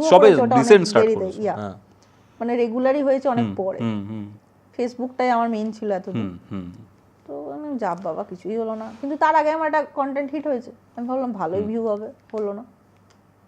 যেই আমি ফেসবুকে দিলাম, ওটা 1 থেকে 1.5 দিনের মধ্যে 7 লাখ প্রায় ভিউ হয়ে গেল। আমি তখন বুঝতেই পারলাম না যে অ্যালগোরিদমের ফান্ডাটা কি, মানে কোনটা যে কখন ক্লিক করবে না কেউ জানতে পারে না। মানে তোমার নেক্সট ভাইরাল ভিডিও তোমার ফোনের গ্যালারিতেই রয়েছে, হয়তো আছে, আমি নিজেই জানি না। এবার কোনোটা আবার ভাবছি এটা রিমার্কেবল কিছু হবে, কিচ্ছু হলো না, ভিউজ এলো না, কিচ্ছু হলো না। মানে যখন শুরু করেছি না, একদম অনেস্টলি বলছি, একটা ভিডিও বিশাল ধৈর্য ধরে খুব ভালোভাবে এফোর্ট দিয়ে ইনফরমেশন গ্যাদার করে রিসার্চ করে দিয়েছি, ঠিক আছে ভাই, এটা তো কেঁপে যাবে, পুরো হেভি ভিডিও বানিয়েছি, ভিউজই এলো না ভাই। একদিনে 100টা ভিউ, মানে আমি একদম ইনিশিয়াল ডেজের কথা বলছি, একদিনে 100টা ভিউ। আর একটা ভিডিও এরকম হয়েছে, হ্যাঁ ভাই আগের ভিডিওতে ভিউ আসেনি, দিতে হবে প্যাশন, দিয়ে দিই কিছু একটা দিয়ে দিলাম প্রচুর view হয়ে গেল। 50,000 ওটাই কোনো ঠিক নেই। এবার তুই যদি মন মরা হয়ে বন্ধ করে দিস তাহলে তোরই ক্ষতি। ইউ নেভার নো কোনটা হিট করবে কোনটা করবে না, তো তোকে কাজটা চালিয়ে যেতে হবে। তুমি করণ জোহরের প্রোডাকশন হাউসে প্রাইমে ওয়েব সিরিজ করলে, এত কিছু করছো, এই যে ফেমের যে লাইফটা, আগের লাইফটা কেমন, ফেম পাওয়ার আগের লাইফটা কেমন, ফেম পাওয়ার এখনকার লাইফটা কেমন, ডিফারেন্সটা কি? আগের জীবনে কিচ্ছু হতো না বলে স্ট্রেস ছিল, এখন ভিউ হয় না বলে স্ট্রেস হয়। আর কিছুই হচ্ছে না লাইফে কি স্ট্রেস, এখন ভিউ হচ্ছে না লাইফে কি স্ট্রেস। স্ট্রেস আছেই, সব কিছুরই দুটো দিক থাকে। এখন হ্যাঁ একটা জিনিস ডেফিনেটলি বলতে পারি, এখন অনেক বেশি কনফিডেন্ট হয়েছি আমি মানুষ হিসেবে, ক্রিয়েটার হিসেবে এইসব বলছি না, ক্রিয়েটার হওয়ার কারণে ফলাফল হিসাবে আমি অনেক কনফিডেন্ট হয়েছি। এই যে তোর সামনে বসে এত বকবক করছি, সামনে 3টে ক্যামেরা রয়েছে, ডাজন্ট ম্যাটার টু মি। আগে হলে মানে এরকম হয়েছে, আমি এত হীনমন্যতায় ভুগতাম বিভিন্ন কারণে, সেসব আমি বলতে চাই না। কেউ ছবি তুলতে আমি পালিয়ে যেতাম, না আমার সাবস্ক্রাইব না, যখন আমি এসব করি না। আচ্ছা আচ্ছা আচ্ছা হ্যাঁ একেবারে তো প্রপার লাইফস্টাইল যেটা বলতে বোঝায় লোকে, যে সকালে উঠবো, উঠে অফিস যাব, ক্লান্ত হয়ে বাড়ি ফিরবো, এসে খেয়ে ঘুমিয়ে পড়বো, এটাই ছিল আমার লাইফ। 9 to 5। হ্যাঁ আমি 8:40 ট্রেন ধরে বাড়ি থেকে বেরোতাম, শ্রীরামপুর থেকে ট্রেন ধরে হাওড়া যেতাম, ওখান থেকে বাস ধরে মৌলালি কলেজ, অফিস। অফিস, তুমি অফিস চাকরি করতে তুমি? হ্যাঁ বহু বহু জায়গায় চাকরি করেছি। আচ্ছা, আমি আজ অব্দি কোনো ইন্টারভিউতে ফেল করিনি, আরে নাইস। কিন্তু চাকরি করতে গিয়ে ছেড়ে চলে এসেছি। ভালো লাগে না? আমি লোকের কথা সহ্য করতে পারি না, মানে তখন পারতাম না, এখন তো হয়ে গেছি। হ্যাঁ মানে ভাট বকবে কেন, আমার কাজে ভুল হয়েছে, তুমি কাজটা নিয়ে কথা বলে এত কথা বলছো কেন? আমাকে অফিসে একজন বস বলেছিল, আমার মা হঠাৎ খুব শরীর খারাপ করেছিল মায়ের, তো আমি ইনফর্ম করিনি, যাইও নি, বলাও হয়নি তালে বলে যে আমি আজকে আসতে পারছি না। পরের দিন গেছি, কেন আসনি, বলছে মায়ের শরীরটা খারাপ হয়ে গেছিলো, সরি আমার জানানো হয়নি, উচিত ছিল, বাট আমি খুব ভুলে, বাড়িতে আমার বাবা ছিল না ওই দিন। তো আমাকে বলছে don't give me that shit. এবার যখন আমি মা সম্পর্কে কথা বলছি, আমি একটা লাইনে এইসব শব্দ ইউজ হওয়া মানে আমি পছন্দ করবো না। The moment he said don't give me that shit, I said are you are chamber, why would I give you my shit, বলে ছেড়ে দিয়ে চলে এসেছি। That was my answer.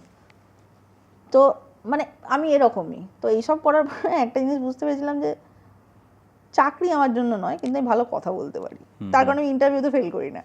কিন্তু কথা বলার জন্য কেউ পয়সা দেবে? শুধু ইন্টারভিউ পাস করার তো স্যালারি হয় না। তো সামহাও ওই জন্য আমি বুঝলাম যে না, ভিডিওটা আমি এমনি খেলার ছলেই করেছিলাম সবাই, ইনফ্যাক্ট তখন আমি চাকরি করি। আচ্ছা 2020টা? হ্যাঁ যখন আমি শুরু করেছি, কিন্তু তারপর দেখলাম না, আমার পুরো হার্ট অ্যান্ড সোল এটাতেই রয়েছে। আমি চাকরিতে মানে জুম কলে রয়েছি, কিন্তু আমার মনটা পড়ে রয়েছে স্ক্রিপ্টটায়। হ্যাঁ কবি খুশি কবি গম নিয়ে কি বলবো। হ্যাঁ যে রিক্টার স্কেল তো জয় বাহাদুরির বাড়িতে রয়েছে, হেলিকপ্টার নামলে মাটি কাঁপে দিদি দিদি করে, এইসব ভাবতাম ভুলভাল কথা। তখন বুঝলাম যে না, আমার জন্য ওটাই ঠিক, এগুলোতে বন্দি হয়ে থেকে লাভ নেই। মানে আমি সিইউতে 3rd ইয়ারে অনার্সের পরীক্ষা দেবো, ঠিক আছে, সেরকম একটা সময়, মানে তুমি পড়লে বলে আমার মনে হলো 3rd ইয়ারে বিশাল চাপ, সিইউতে পড়তাম, সবাই জানে বাঁশঝাড় টাইপের, পরীক্ষার 1 সপ্তাহ আগে জানায় যে ভাই পরীক্ষা আছে তোদের, প্র্যাকটিক্যাল সারা সিজন ধরে কোনো স্যার করায়নি, পরীক্ষার আগে সালা প্র্যাকটিক্যাল লেখো, ঠিক আছে। আমার যদি কোনো প্রফেসর দেখে আমার কোনো যায় আসে না, এগুলো সত্যি হয়েছে ভাই, আমরা সাফার করেছি ওই চাপের মধ্যে দিদি, ঠিক আছে। এসকেপ ছিল হচ্ছে স্ক্রিপ্ট রাইটিং বা কোনো ভিডিওর ব্যাপারে ভাবছি, কনসেপ্টটা ভাবছি যে এটা এরকমভাবে বলবো, আমি সারা দিন নিয়ে পড়ে থাকতাম, আমার স্ক্রিপ্ট নিয়ে সারা দিন পড়ে থাকতাম। ওই সময় আমি যা যা ভিডিও দিয়েছি না, এখন আমি ভাবি আমি কি করে দিচ্ছিলাম ভাই ভিডিওগুলো, এখন আর মাথায় আসছে না কেন। কোনো একটা জায়গাতে গিয়ে মনে হয় কি যে আস্তে আস্তে শেষ হয়ে যাচ্ছি, মানে ধরো প্রাইম জিনিসপত্রগুলো ডেলিভার করে দিয়েছি, এখন আস্তে আস্তে আসছে না। এটা সবার হয়। আচ্ছা, যেমন যারা রাইটার, তারা হঠাৎ ভাবে কি লিখবো, এটা রাইটার্স ব্লক যাকে বলে। এবার তুই যখনই কিছু মাথা খাটানোর কাজ করবি, তোর মনে হবে আমার আর বেরোচ্ছে না ব্রেন থেকে, একটাই তো মাথা, কতবার করবো। কিন্তু তুই 4-5 ঘুরিয়ে দেখ, প্রচুর কিছু পাবি। কিন্তু আমার এক সময় মনে হয়েছিল আমার কাছে কন্টেন্ট শেষ, আর কি নিয়ে দেবো ভাই, এয়ারপোর্ট নিয়ে বলে দিয়েছি, মুদিখানা নিয়ে বলে দিয়েছি, সব বলে দিয়েছি, আব ক্যা। আমার আমি চায়ের দোকানে বলবো, আমি চায়ের দোকানে গেলাম, 10 টাকার চা খেলাম, হাবি যাবি 4টি কথা হচ্ছে, কোনো মাথা মুন্ডু নেই, কারণ এটা যে আলোচনাগুলো হয় সব ওটা কথা না, ওটা ক্যাকাফনি। কারণ আমি সবকিছু একসাথে শুনছি, আমার কাছে কোনো আলাদা করার জায়গা নেই। ওদিক থেকে পুতিন বলছে, এদিক থেকে রাশিয়া বলছে, ওদিক থেকে ফট করে চলে গেল আমার বউয়ের থাইরয়েড আছে, আমি বুঝতে পারছি না পুতিনের থাইরয়েড নিয়ে কথা হচ্ছে কিনা, কিন্তু আমি শুনছি, সবটাই শুনছি। তার মানে আমি বুঝলাম যে আমি এখানে যদি বসে থাকি মাথাটা খারাপ হয়ে যাবে। অ্যান্ড এটাই চায়ের দোকান, এটাই চায়ের দোকানের মানে কি বলবো মজা, যেখানে থাকলে এমন কোনো টপিক নেই যেটা নিয়ে তোমার কথা হবে না। গ্রহরত্ন কোনটা পড়লে বৃহস্পতি স্ট্রং হবে, তারপরে পুতিনের স্যুটের কত দাম, ওদিকে আমাদের এখানকার নেতারা কি করছে, পুতিনের মেয়ে কার সাথে লাইন মারছে। হ্যাঁ মানে পুতিনের মেয়ে আছে কিনা জানি না, আচ্ছা আচ্ছা আচ্ছা প্রচুর। নর্থ কোরিয়ায় কি কোন চ্যানেল খোলা মানা, কে বিয়ে করতে পারবে না, কি সব কথা। কিন্তু সব কোথায় বসে শুনছি আমি? ওখানে গুগলের কাছে অত ইনফরমেশন নেই যত চায়ের দোকানে আছে। তো I got a lot of information from চায়ের দোকান, এবং ওটাই এসে আমি ভিডিও করি। And that video crossed millions, এবং ওটা শুধু মিলিয়ন ক্রস তো করেইছে, এর পাশাপাশি যেটা হয়েছে লোকে ডাউনলোড করে হোয়াটসঅ্যাপে চালাচালি করেছে প্রচুর প্রচুর। তো এটাই আমার কাছে সাকসেস বল, অ্যাওয়ার্ড বল, রিওয়ার্ড বল, সবটাই এটা আমার। এই জন্যই কাজের রিকগনিশন। হ্যাঁ, এই যে আমাদের মনে হবে, হতেই পারে আমারই কতবার মনে হয় দূর আর কিছু নেই, আর ভিডিও করার কোনো টপিক নেই, ফট করে আবার একটা পেয়ে যাই। এবার কি খুঁজে নিতে হবে, খুঁজলে পাওয়াই যায়। নাইস। সাকসেস কি?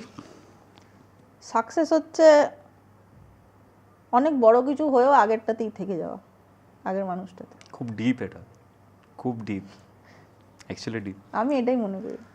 Stay humble. হাম্বল কিনে যাই না, কিন্তু তুমি কি ছিলে সেটা ভুলে যাওয়াটা একদমই ঠিক না। তুমি কি ছিলে, কোথা থেকে উঠেছি আর কি হলে, সেটার মধ্যে একটা হিউজ ডিফারেন্স থাকতে পারে। কিন্তু তুমি যেটা ছিলে মানুষ হিসেবে, তোমার ওপরের আবরণ চেঞ্জ হতে পারে। ডেফিনেটলি তুমি অনেক রোজগার করছো, কেন তুমি বাজে জামা পরবে? ভালো জামা পরতেই পারো, it will give you comfort, confidence. হ্যাঁ, কিন্তু জামার তলায় যে মানুষটা আছে সেটা চেঞ্জ হয়ে যাওয়াটা উচিত না। একটা জিনিস দেখেছি, কাউকে হ্যাঁ, চেঞ্জ হওয়া উচিত ভালোর দিকে। মানে ধরো, মানে ফ্র্যাঙ্কলি বলছি, আমরা শুরু করেছি একটা স্টেজ অবধি এসছি এখন অবধি। ধরো নতুন যারা শুরু করেছে, সবাইকে বলছি না কিন্তু, ঠিক আছে, অনেককে চিনি, হ্যাঁ 10-20 হাজার সাবস্ক্রাইবার হয়েছে বা সামথিং কিছু একটা, 5,000 সাবস্ক্রাইবার ধরছে। অনেকের দেখেছি যে তাদের ঘ্যামে মাটিতে পা পড়ে না, ভাবে কি না কি করে নিয়েছি বা করছি, 5,000, 10,000, 20,000 মানুষ দেখে আমাকে বা সাবস্ক্রাইব করেছে, বিশাল কিছু একটা করেছি, এরকম মেন্টালিটি তো তুমিও? আমি জানি না, ওকে, আমার ঘাম হয়, ঘ্যাম হয় না। এবার এটা আমার প্রবলেম নয়। এবার কারোর হলে আমি বলবো সেটাও খুব একটা সুস্থ জিনিস নয়, এটা যতটা অ্যাভয়েড করে যাওয়া যায় ততই ভালো। কারণ একটা না একটা দিন তো ধাক্কা খাবেই। কারণ আমার মনে হয় বাপেরও বাপ আছে, তাই বাপ দাদু জানি না, কিন্তু আজকে তোর সাবস্ক্রাইবার কত? 1.5 লাখ একটা চ্যানেলে, আর একটা আছে, ধরে না কাল 1.5 মিলিয়ন হয়ে গেল। তোর সাথে কথা বলতে আছে, দাদা দাদা করে কাছে ঘেঁষে তুই জড়িয়ে ধরে একটা সেলফি নিস, সেই মানুষটা কতটা খুশি হয়ে যায়। Definitely definitely. তোকে শুধু তোর ভিডিওর ভক্ত সে কিন্তু না, তুই মানুষটারও তোর ভালোবাসা নিয়ে এসে গেল, একদম। এবং তোরও একটা ভক্ত বাড়লো যে আমি অমুক দাকে খুব পছন্দ করি, কৌস্তব দা আমার ব্যবহার খুব ভালো, হ্যাঁ ভিডিও তো ভালো বানাই, ক্যামেরার আড়ালেও লোকটা ভালো। একদম একদম। তুই কি করেছিস? তার সাথে একটা ছবি তুলেছিস, ভদ্র ব্যবহার করেছিস, সে তোর খেতেও আসছে না, পড়তেও আসছে না। এবার তুই যদি 1.5 মিলিয়ন হয়ে যাওয়ার পর সেই ছেলেটা তোর কাছে চলে আসে এবং তুই বলিস সরো তো ভাই, এখন সরো, এরকম করে সরিয়ে দিস, তখন সে কি মনে করবে? কতটা খারাপ লাগবে তার? ফার্স্ট অফ অল খারাপ গুলি মার, সে আগে তোকে একটা কিস্তি দেবে। হ্যাঁ, আর দেখো আমরা তো অডিয়েন্সের জন্য আমরা হয়েছি, বা আমরা যাই কাজ করছি অডিয়েন্স যদি না দেখে বা অডিয়েন্স যদি আমাদের ভালো না বাসে, তাহলে তো আমরা কিছুই নেই। ফ্যাক্ট এটা, মানে ফিল্ম স্টার বলো বা যাই বলো, হ্যাঁ ভিউটা তো অডিয়েন্স, এআই এসে তো ভিউ দিয়ে দিচ্ছে না ভাই আমাকে। তো ওদের কাছে যদি আমরা হাম্বল না থাকতে পারি, না শুধুমাত্র আমার ফ্যান সংখ্যা বাড়বে কিংবা আমার একটা ভালো ইমেজ ক্রিয়েট হবে, এটা ভেবে আমার মনে হয় না, মানে প্রিটেনশন নিয়ে ভদ্র হয়ে লাভ নেই। হ্যাঁ এক্স্যাক্টলি, জেনুইনলি ভদ্র থাকো, জেনুইনলি সৎ থাকো, তাতে অনেক লাভ। এতে দুরকম কথা সৃষ্টি হয় না। এক্স্যাক্টলি, তুই নিজের কাছেও ক্লিন থাকবি যে সারাদিনে আমি মিথ্যে কথা বলিনি, আমি মানুষটা ভালো। নিজেকে দেখবি, নিজের পিঠ চাপড়াতে না খুব ভালো লাগে। আমার খুব কাছের একজন মানুষ আছেন যাকে আমি কথায় কথায় একটা মজার ছলেও বলি এবং নর্মালি বলি আমি ভালো মানুষ না, তুমি বলো, তার কারণ আমি জানি আমি ভালো মানুষ। এটা আমার প্রাইড যে আমি মানুষটা ভালো, আমি মানুষটা খাঁটি, আমি কাউকে ঠকাই না। এটা আমার কাছে খুব মানে প্রাইড, এটা খুব আত্মবিশ্বাসের জায়গা। ইভেন তুমি একটা জিনিস দেখো, ফার্স্টের দিন মনে আছে আমাদের মানে তোমার সাথে যখন আমার ফার্স্ট দেখা হয়, ঠিক আছে, আই ওয়াজ লাইক আরে ছিলাম দি, ঠিক আছে, মনে আছে, মানে ফ্যান বয় মোমেন্ট টাইপের খুব হয়ে গল্প গেছে, হয়েছিল ওই দিন। খুব গল্প হয়েছে। তারপর আমি দেখলাম যে আমি হাম্বেল কথাটা কেন বারবার বলছি, তুমি এমনভাবে মিশলে আমার সাথে, ঠিক আছে, তুমি যে এত বড় ক্রিয়েটার, এত আমি খুব না, শর্ট না, ক্রিয়েটার, না, না। 5 ফুট 2 এত বড় ক্রিয়েটার নেই, এবার সেই সময় তুমি আমাকে ফলোয়ারও কম, সাবস্ক্রাইবার কি যে বলো, কমফর্ট ফিল করালে, ঠিক আছে, একটা বন্ধুত্বের মতো একটা সম্পর্ক তৈরি হলো, একটা দিদি ভাইয়ের একটা সম্পর্ক তৈরি হলো, তারপরে ধরো ফোনে কথা বলা, হোয়াটসঅ্যাপ, সবটাই তো হয়েছে। এবার ধরো ওই জায়গাটায় তুমি আমাকে কমফোর্টেবল ফিল করিয়েছিলে, তার জন্যই আমি তোমার সাথে কমফোর্টেবল এই কথাগুলো বলতে আবার বলেছি। অ্যাপ্রোচ করতে পেরেছি, এক্স্যাক্টলি Exactly. আমার কথা ওটাই যে বি সামওয়ান অ্যাপ্রোচেবল, হ্যাঁ হ্যাঁ হ্যাঁ, এটাই, মানে আর কিচ্ছু না। দেখবি ট্রেনে যে লোকটা খ্যাচর খ্যাচর করতে থাকে, যে কেউ উঠবে তার সাথে ঝামেলা হচ্ছে, হুম হুম, তার পাশে কেউ বসতে চাইবে? এক্স্যাক্টলি। অন্তত কেউ যদি পাশে বসে, দাদা এখানে বসুন, জায়গা আছে, সে লোকটা হয়তো নর্মালি কোনো বলছে, তো বলবে যে লোকটা কত ভালো। সাধারণ সাধারণ ভালো ব্যবহার করতে তো টাকা লাগে না। এটা শিক্ষার ব্যাপার বা মেন্টালিটির ব্যাপার, দেখ, তুমি সব- কিরকম সব মানুষ। শিক্ষা তো বাবা মা দিতে পারে না। একটা সার্টেন এজ অবধি তোকে বাবা মা শিক্ষা দেবে, বোঝাবে, দেখাবে, কিন্তু একটা এজ, একটা টাইমের পর তোকে নিজেকেই শিখে নিতে হবে, বুঝে নিতে হবে কোথায় কি করা উচিত, কোনটা করা উচিত না। আর লোকে ভীষণভাবে এইগুলো মানে একটা লিমিট থাকে, সব কিছু একটা লাইন থাকে, সেটা ক্রস করে যায়। মানে অনেকে আছে না, মানে আমি খুব জেনুইন, আমি কিন্তু ঠোঁট কাটা, আমি মুখের উপর সব বলে দিই, কিন্তু ঠোঁট কাটা বা স্পষ্ট কথা বলার অসভ্যতার মধ্যে একটা খুব থিন লাইন আছে, লোকে সেটা Fine ক্রস line আছে, করে। হ্যাঁ, মানে আমি যদি বলি তোর চুলের স্টাইলটা আমার ভালো লাগেনি, ধরে নে, সত্যি লাগে না লেগেছে, আর আমি হ্যাঁ, পরিষ্কার হেয়ার স্টাইল খুব পছন্দ করি, আমার নেই তো, যার যেটা থাকে না আর কি। তো আমার তোর চুলের স্টাইলটা ধর ভালো লাগেনি, আমি কি বলতে পারি, মানে তোর সাথে যদি খুব ভালো সম্পর্ক হয়, কি এইসব কি ভাই, কি চুল কেটেছিস? সজরের মতো লাগছে। হ্যাঁ, সজারু বা হোয়াট এভার ইট ইজ, কি কেটেছিস ভাই, চুলটা একটু গ্রো কর, ভালো করে কাটিস, হুম হুম হুম মানে অন্তত আমার মনে হয় এরকম করলে তোকে ভালো লাগবে। হুম হুম, এবার এসে এ ভাই কি পায়খানা পরিষ্কার করা ব্রাশের মতো চুল কেটে দিস, হ্যাঁ দেখেছি হারপিক লাগিয়ে লোকে ব্রাশ দিয়ে ঘষে, ব্রাশটার মতো তোর চুল, ভালো লাগবে তোর? না, বলার একটা কায়দা আছে। হুম হুম, আমার যেটা ভালো না লাগছে সেটা তার কাছে বেস্ট মনে হতে পারে। হ্যাঁ, তুমি তাকে সাজেস্ট করতে পারো, তুমি তাকে ইম্পোজ করতে পারো না। তোমার কথা বলার মধ্যে যদি ইম্পোজ করার টোন থাকে, তাহলে ভাই I am sorry, you are a douche bag, nothing else. Roasting হয়, ক্লিন কমেডি হয়, এই পার্টিকুলার যে অ্যাসপেক্টগুলো রয়েছে সেখানে গালাগালি তুমি নিজে পছন্দ করো, বা যারা দেয় তাদের এগেনস্টে তোমার কিছু আছে? তোর সাথে আমি এতক্ষণ বসে আছি, আমি পছন্দ করি যাতে জানিস,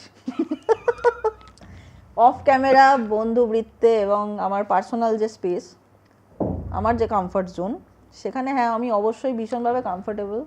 আমি সেই জায়গাতে বলছি না দিদি, মানে ধরো তুমি কাউকে রোস্ট করছো বা তার আগেনস্টে কিছু বলছো, সেই সময় তুমি তার কথা বলতে গিয়ে তুমি কয়েকটা নোংরা নোংরা কথা বলে দিলে, গালগালি দিয়ে দিলে, বা তার মা নাইটি পরে ভিডিও করছে কিনা সেরকম টাইপের একটা কনসেপ্ট জুড়ে দিলে, নোংরামো করলে, তার মাকে টেনে, এইগুলো তোমার কি মনে হয়? দেখ, প্রথমত যার সাথে বাওয়াল বা যার ভিডিওকে আমি টার্গেট করে কথা বলছি, রোস্ট করছি লেটসে, তাহলে আমার মনে হয় সে এবং তার কন্টেন্টটাই আমার টার্গেটে থাকা উচিত। ডেফিনেটলি। ফ্যামিলিকে টেনে কথা বলার কোনো প্রয়োজন পড়ছে না। হ্যাঁ, এখন যদি তার মা সত্যি আমার সাথে অসভ্যতা করে থাকে, আমি ডেফিনেটলি তার মাকে বলবো, কারণ সেও অসভ্যতা করেছে। আমিও তো একবারে ধোয়া একবারে সাধু পুরুষ নই, আমি কাউকে ছেড়ে কথা বলবো, আমাকে ফালতু কথা বললে আমি শোনাবই, কিন্তু যে বলেনি তাকে কেন টানতে যাবো? তো সেটা আমার বুদ্ধিহীনতার পরিচয়। আর সেকেন্ড রইল বাকি গালাগালি, এসব হ্যানা ত্যানার কথা। আমার মনে হয় গালাগাল কিস্তি ব্যাপারটা আছে দুরকম ক্ষেত্রে কাজে লাগে। একটা যেখানে হাতাহাতির পর্যায়ে চলে গেছে, মুখ খারাপ করলে সেটা মিটে যায়, হাতাহাতিটা হয় না, সেখানে গালাগালি খুব কার্যকরী। আর যেখানে আমার পার্সোনাল স্পেস, আমার বন্ধু বান্ধব যাদের সাথে আমি একবারে পিঠে হাত রেখে শুয়ে বসে গল্প করতে পারি, তাদের সেখানে গালাগাল, তারা কিছু জাজ করবে না, বা এটা আমাদের কমফর্ট জোন, সেখানে আমি যা খুশি বলতে পারি। কিন্তু যেখানে আমি জানি যে মোবাইল অ্যাক্সেসটা এখন 8 থেকে 80 সবার কাছেই রয়েছে, একটা 7 বছরের বাচ্চা যদি একটা 4 অক্ষর শুনে বাবাকে বললে, বাবা বাবা এটার মানে কি, সেটা খুব একটা সুখকর এক্সপিরিয়েন্স হবে না বাবার জন্য এবং বাচ্চার জন্য, কারণ বাচ্চা থাবড়াটি খাবে। আরে ছোটবেলার একটা কথা মনে পড়ে গেলো, রাস্তা দিয়ে যাচ্ছি, ঠিক আছে, বোকা ড্যাশ ড্যাশ কিছু একটা শুনেছিলাম, ঠিক আছে, শুনেছিলাম 3-4 বছর বয়স ছিল, বাড়িতে গিয়ে জিজ্ঞেস করেছিলাম কি মানে এটা, এত মার মেরেছিল। আমি ট্যাক্সিওয়ালা বলেছিল, ঠিক আছে, হ্যাঁ আচ্ছা, বিপ বিপ করে দাও, দিস, বিপ ইয়া করে দাও। প্লিজ। ট্যাক্সিওয়ালা বলছে ট্রাক ড্রাইভারকে, আমার বাবা আমার পাশে বসে, বাবা মানে কি, বাবা আমার দিকে তাকালো, বাজে কথা এসব বলতে নেই, বড় হয়ে বুঝলাম। কি মানে? হ্যাঁ, এবার একটা ছেলে আমাদের বন্ধু ছিল, সে একদম গালাগাল পছন্দ করে না। আমার বলে, এই সবসময় গালাগাল কি না, তুই তো খুব ভালো ছিলি। কতগুলো যে বিপ দিতে হবে এখানে। এবার কিন্তু আমি ওই জন্যই বললাম না, একটা বাচ্চা যদি গিয়ে বাবাকে একটা শুনে বলে, কি দরকার ভাই, যেখানে গালাগাল না দিয়ে কাজ মিটে যাচ্ছে, দরকার নেই খারাপ কথা বলার। এইসব নিয়ে তো কথা হলো, ঠিক আছে।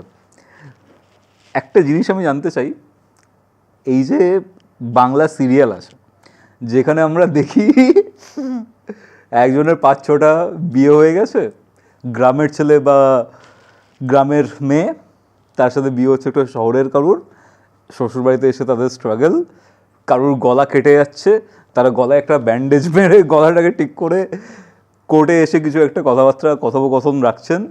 আর প্লাস্টিক সার্জারি তো ছেড়েই দাও, ওটা তো হয়েই আসছে, আমার ছোটোবেলা থেকে দেখছি আমি। আর মানে সবাই খুব তাড়াতাড়ি পড়াশুনো করে খুব বড় একটা জায়গায় চলে যাচ্ছে, ঠিক আছে। 2 নম্বরের জন্য কালি ফুরিয়ে গেছে বলে পদার্থবিজ্ঞানে 100 নম্বর সে পায়নি। কি বক্তব্য এটা নিয়ে, মানে কেন এরকমটা? কেন তো যারা As a বানায় content তারা creator বলতে জিজ্ঞেস পারবে। করছি, হ্যাঁ। কিন্তু আমি যেটা বলতে পারি, এখন আর 5-6টা বিয়ে হয় না। কারণ দেখ, 5-6টা বিয়ে কখন লাগে, যখন একটা চরিত্রর সঙ্গে অনেক ট্রাবল দেখাতে হয়। কিন্তু একটা বউই যেখানে এত ট্রাবল দিচ্ছে, মানে নিজেই ট্রাবলগুলো ক্রিয়েট করছে এবং নিজেই ট্রাবলের আবার সমাধানও করে দেয়, তো সেখানে 5-6টা বউয়ের কি লাভ, দরকার কি? এটা মিঠাই বলে একটা সিরিয়াল হতো, একদম নাম নিয়ে বলছি, আমি ওর থেকে বেশি ন্যাকা ন্যাকা সিরিয়াল আমি কোনোদিন দেখিনি। যমুনা ঢাকিকে আমি প্রচুর রোস্ট করেছি, ঠিক আছে, 4টে ভিডিও ছিল আমার যমুনা ঢাকি নিয়ে, 4টে। তারপর যমুনা ঢাকি বন্ধ হয়ে গেল, আর করতে পারলাম না, হলে ডেফিনেটলি আরও করতাম। মিঠাই সিরিয়ালটা একটা অদ্ভুত ব্যাপার হচ্ছে, যমুনা ঢাকি দেখলে না মজা লাগতো আমার। যমুনা ঢাকি হাতে এত নোক নিয়ে ইলেকট্রিক গিটার বাজাচ্ছে, তবলা বাজিয়ে ফেলছে হাতে নোক নিয়ে, নোক ভাঙছে না কিন্তু। আচ্ছা, যমুনা ঢাকি রোজই কিডন্যাপ হয়ে যায়, 7 দিন ছাড়া কিডন্যাপ। তোর আমার ফোনে লক আছে তো, যমুনা ঢাকি কিডন্যাপারের ফোনে কোনো লক নেই, থুতনি দিয়ে ডায়াল করে ফোন করে দিল, তুমি পারো? হ্যাঁ, এরকম ব্যাপার, মজা লাগতো। মিঠাই দেখো না, মজা নেই। একটা মেয়ে, সে মিষ্টি বানায়, যার বাড়িতে বিয়ে হয়েছে, যে বাড়িতে তারাও পেশাগতভাবে তারা মিষ্টি বিক্রির সাথে যুক্ত, তাদের বাড়ির যে সব থেকে বড় সদস্য, মানে কর্তা, তাকে কেউ খুব একটা পাত্তা দেয় না।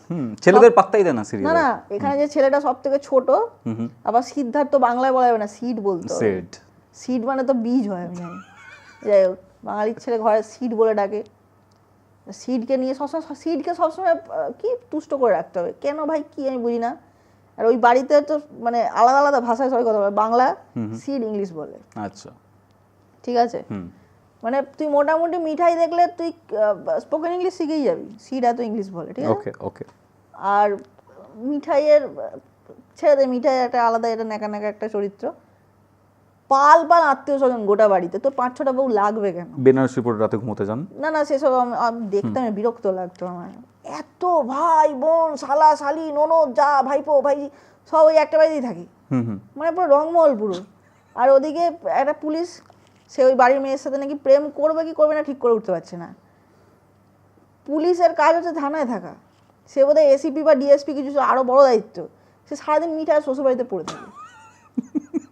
তোর কাজ কি তোমার? তুমি কি মিষ্টি বানাচ্ছ আজকাল? তুমি ক্রিমিনাল ধরো থানায় থাকো না, সে ওখানেই বসে থাকে, ইউনিফর্ম পরে বসে থাকে। আমি এটা কোনো যুক্তি পেতাম না। আর বাড়িতে থেকে মানুষের এত পয়সা হয় কি করে? আমি বাসে ট্রেনে ধাক্কা খেয়ে এখনও লোকের কাছে গালাগালি খাই। এই পাশ থেকে একদম বলি, দিদি একটা ছবি তুলি তোমার সাথে, হ্যাঁ এই পাশ থেকে করে দাঁড়ান না, ঠিক আছে।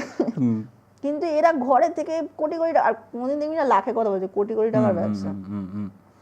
আর একটা সিরিয়াল হতো, বাপ রে বাপ, সে যদি সিরিয়ালের এত ব্যবসা যদি অ্যাকচুয়ালি থাকতো, রাজ্য তো, আরে বল না, দূর বাবা, আরে কি শ্যামা সাজতো না, একটা সিরিয়াল হতো, কি মেয়েটার নাম হতো শ্যামা, নাম ভুলে গেছি আমি। আচ্ছা, কীর্তন গাইতো, কালো, হ্যাঁ, তারপরে সেই ফর্সা হয়ে গেল মেয়েটি, হঠাৎ করে ডাবল রোল হয়ে গেল। আচ্ছা আচ্ছা, হ্যাঁ হ্যাঁ হ্যাঁ, হতো না, নাম ভুলে গেছি আমি, আরে কি ভুলে গেছি। যাই হোক, মেয়েটা তো কাঁদছেই, ছেড়ে দে। কৃষ্ণ ভক্ত ছিল উনি খুব, মেয়েটা কৃষ্ণকলি বোধহয় সিরিয়াল, কৃষ্ণকলি, রাইট, এক্স্যাক্টলি। এবার আমরা কি জানি, বাংলা সিরিয়ালে মেয়েরা কাঁদে, নায়িকারা, ওখানে নায়কটাও কাঁদতো, আর বউয়ের সাথে বসে কাঁদতো, বউ এদিকে তাকিয়ে কাঁদছে, বউ এদিকে তাকিয়ে কাঁদছে, মানে কম্পিটিশন ছিল কে কত বেশি কাঁদতে পারে। এবার এগুলো নিয়ে কি বলার থাকতে হবে আমাকে বল? হাঁটু অব্দি জলে ডুবে যাচ্ছে কি সমুদ্রে? এইগুলো খুব মানে জাস্টিফাই করা যায় না এইগুলো। দেখো লোকজন তো দেখেও আবার এগুলো ইন্টারেস্ট নিয়ে। দেখ আমি বাধ্য হতাম, বাড়িতে আমার মা বাবা মা রুটি দেখতো। খেতে দিত, এখানে বসে খেতাম, ওখানেই টিভি। হুম, আর আমার মা ওগুলো ছাড়া কিছু চালাতে দেবে না। তার মানে নিজেও ওরা হাসতো দেখছেন। কিন্তু। হ্যাঁ হ্যাঁ হ্যাঁ। আরে আমার মা নিজেও হাসছে, বলছে ওই দেখ ওই দেখ যমুনা ঢাক বাজাচ্ছে। ঢাকটা বাজাতে একটা ভাই স্পেশাল কোয়ালিটি লাগে, সবাই ঢাক বাজাতে পারে না। একদমই না। আর এই সাইডে নিয়ে আমরা বাঙালিরা প্রত্যেকে ছোটবেলায় সামনে বসে ডুক ডুক ডুক ডুক তো করেইছি, পারি না পারি। ওই সাইডে কোলে কাঁকে ঢাক নিয়ে এরকম করে বাজানো, it's very difficult, next to impossible কিছু লোকের কাছে। যমুনা ঢাকি ঢাকি ঢাকটা বাজাতে দেখাই যেত না, ঘাড় এরকম কাজ করে মুখ দেখাচ্ছে, শুধু ফেসিয়াল এক্সপ্রেশন ওদিকে ঢাক বেজে যাচ্ছে। মানে আকাশ পাতাল তাকিয়েই যদি ঢাক বেজে যেত, লোকে এত প্র্যাকটিস করতে। এবার এগুলো নিয়ে হাসবো না তো কি, এগুলোকে ফুল বাতাসা নিয়ে পুজো করবো বলতো? তার মানে লোকজন দেখছে তাই জন্যই তো বানাচ্ছে, তাই না? এবার দেখ তুই যখন কিছু কেটার করবি, লোকে ওটাই খেতে বাধ্য। ধরে নে একটা বিয়ে বাড়িতে লোকে কি এক্সপেক্ট করে যায়, খুব খাবো, আনন্দ করবো, এনজয় করবো, বাড়ি চলে আসবো। এবার ধরে নে দু একটা রান্না খারাপ হতেই পারে, সব রান্নাই যদি খারাপ হয় কিছু তো খেতে তো হবে। পিত্তে চটকে যাবে। তুই জানিস তুই নিমন্ত্রিত, তুই গিয়ে খাবি, সবটাই যদি খারাপ হয় তখন তোর মন খুঁতখুত করবে না যে কিছু তো খাওয়া হতো। এখানে হয়ে গেছে ঠিক সেই কেস। তোকে যেটা দেবে কিন্তু তারপরেও আমার মেন পয়েন্টটা কোথায়, খাবার খারাপ হলেও কিন্তু তুই ওটাই খেয়ে আসবি, কারণ তুই ওটাই খাবি বলে গেছিস। বা রেস্টুরেন্টেও তাই, তুই দুটো কথা শোনাতে পারিস, কিন্তু যেখানে তুই জানিস এখন আর কিছু খোলা পাওয়া যাবে না, এটাই তোর কাছে আর অপশন নেই, পয়েন্ট, তুই তখন কিন্তু ওটা খেতে বাধ্য। সিরিয়ালে যতদিন এটা এগুলোই দেখিয়ে যাবে, আমাদের মা পিসি কাকি যারা এখনো এই টিভির ওপরই নির্ভরশীল, বিনোদন বা এন্টারটেনমেন্ট যেটারই বল সেটার জন্য, তারা এটা দেখবে না কেন? তাদের এটাই সার্ভ করা হচ্ছে। They are not used to Netflix আর প্রাইম। হ্যাঁ, তা তারা কেন দেখবে না এটা? এবার আজকেই তুই এমন একটা কিছু বানা না, একটা শিকার কাহিনী বানা, সিরিয়াল নিয়ে বানা। একটা ছেলে বা একটা মেয়ে কোনো জঙ্গলে গেছে, রিমোট এরিয়া, সেখানকার আদিবাসীদের সাথে মেলামেশা করছে, তাদের যাপনটা দেখা, তারা কিভাবে শিকার করতো, পিরিয়ড কিছু পিস বানা না, সেখানে যে পিরিয়ড পিস বানার একটা প্রেম দেখিয়ে দেবে, তারপরে দেখাবে শিকারির সাথে একটা মেয়ের বিয়ে হয়ে যাবে, বিয়েরাই মুখ্য হয়ে যাবে, শিকারটা গৌণ হয়ে যাবে। এক্স্যাক্টলি, ঠিক আছে, বিয়ে তাকে আর কিছু একটা বলে খাইয়ে দেবে। একটা সিরিয়াল হতো কি বলে ডাকছে বরকে, বাঁধ বাবু, শহরের বাবু, কলকাতা বাবু, অনেক বাবু আছে এখানে। কলকাতা বাবু, এসব বাঁধ বাবুটা ওয়াজ থার্ড ক্লাস, বাঁধের ওপর প্রথম দেখা হয়েছে, তাই বাঁধ বাবু। ধর যদি সুলভ শৌচালয়কে দেখা হতো কি বলে ডাকতো, সৌজ বাবু। বাঁধে দেখা যায় বাঁধ বাবু বলে ডাকতে হবে, তার কোনো নাম নেই, ভদ্রভাবে ডাকা যায় না। আর ও কি প্রথম থেকে আর আমি একটা জিনিস বুঝি না, সবসময় মেয়েদেরকেই কেন নিচে দেখানো হয়? গ্রামে গিয়ে ছেলেটার তাকে যে পছন্দ করে বিয়ে হচ্ছে সেটাও নয়, প্রেম করে একটা অঘটন ঘটবে, মেয়েটা অঘটনের শিকার, তখনই ছেলেটার সাথে বাধ্য হয়ে বিয়ে করে নিচ্ছে গো। মানে ছেলেটাকে উদ্ধার করছে আর মেয়েটা উদ্ধারকৃত হচ্ছে আর কি, কৃতার্থ হয়ে যাচ্ছে। কেন? খুব দরকার এগুলো করার। সমাজটা অবক্ষয়ের দিকে যাচ্ছে বলে মনে হয় এগুলোর জন্য। কিসের অবক্ষয় রে? আমি কে সমাজ অবক্ষয়ের দিকে যাচ্ছে বলার? আমি যেটা দেখতে পাচ্ছি আমি সেটা বলি। তুই সেক্টর 5 এ যা তো এরকম ভাবে ডেভেলপ করছে। ভাই আমি জানি না, আমি খুব সীমিত লোকের সাথে মেলামেশা করি, আর আই এম গ্ল্যাড যে আমি শহর এবং শহরতলিতে থাকি। গ্রামের দিকে যে মেয়েগুলো এখনো পিছিয়ে পড়া জগতে থাকে, তাদের কাছে না এই ফেমিনিজম, তারপরে উইমেন এম্পাওয়ারমেন্ট, এই কথাগুলো এখনো আলোকবর্ষ দূরে। They don't know this words. তাদের এখনো শোষণ হচ্ছে। আমরা যারা এখানে থাকি না, আমরা আমাদের বৃত্তটুকুকেই পৃথিবী মনে করি, এটাই আমাদের সমাজ, কিন্তু এটা ঠিক না। আজকে তুই সেক্টর 5 এ যা, তো বিভিন্ন অফিসে যা, অপস ম্যানেজার, ফ্লোর ম্যানেজার, গাদা গাদা মেয়ে কাজ করছে, তাদের কথা মনে হয় কি বসে শুধু কথা বলে যাক, আমি শুনি, তাদের কথা এত সুন্দর। তুই গ্রামের দিকে যা, একটা ক্যামেরা দেখলে এখনো মেয়েগুলো মুখ লোকোয়, কিছু বলতে বললে আমি কি বলবো, তার অন্য সময় মুখে খই ফোটে, কিন্তু সে লোকের সামনে কথা বলতে পারে না। কেন? তার আত্মবিশ্বাসটাই তৈরি হয়নি। হ্যাঁ, সমাজ অবক্ষয়ের দিকে যাচ্ছে এইসব বলার আমি কেউ নই ভাই, আমি সমাজের কিছুই হতে পারিনি এখনো। আমার মনে হয় আমি ওই ভিড়েরই একটা অংশ, যে ভিড় সবসময় কমপ্লেন করে, এটা কেন নেই, ওটা কেন নেই, এটা কেন হচ্ছে না। আমিও করি, আমি দিতে কি পেরেছি ঝিকিমিকি টুম্পা ছাড়া? তাদের লোকের জীবনে কি সুধার এসছে কোনো? না, আমি লোক হাসাই দিনের শেষে, এবং তাতে কিছু মানুষ সাময়িক 5 মিনিটের আনন্দ পান। এইটা আমার সমাজের প্রতি কন্ট্রিবিউশন। আমি কিচ্ছু দিতে পারিনি ভাই, তবে হ্যাঁ আমার খুব ইচ্ছে আমি ভালো কিছু করি, যাতে আমি মরে যাওয়ার 10 বছর পরেও লোকে আমার নামটা মনে রাখে। আমি খিস্তি খেয়ে মরতে চাই না, এটা বলতে পারি। খুব ডিপ ছিল ব্যাপারটা, অ্যাকচুয়ালি খুব ডিপ ছিল। ডিপ তো জানি কি কুয়ো নাকি যে ডিপ হবো, কিন্তু বিষয়টা হচ্ছে যেটা আমি মনে করি আমি ঠিক এক্স্যাক্টলি ওটাই তোকে বললাম। একটা জিনিস মানে একদম পার্সোনাল স্পেস থেকে বলছি তোমাকে, ঠিক আছে, যে সোশ্যাল মিডিয়া গ্রো করছে, সমাজ গ্রো করছে। আমার নিজের পার্সোনালি মনে হয় যে সমাজের একটা পোর্শন এরকম কিছু কন্টেন্টের জন্য অবক্ষয়ের দিকে যাচ্ছে, কারণ তাদের মেন্টালিটিটা ওরকমভাবে ইনফ্লুয়েন্স হচ্ছে, ঠিক আছে। কারণ এগুলো তো আমাদেরকে কোনো না কোনোভাবে ইনফ্লুয়েন্স করছেই, ঠিক আছে। রিসেন্টলি আমার খুব বাজে একটা জিনিস লেগেছিল ঝিলামদি।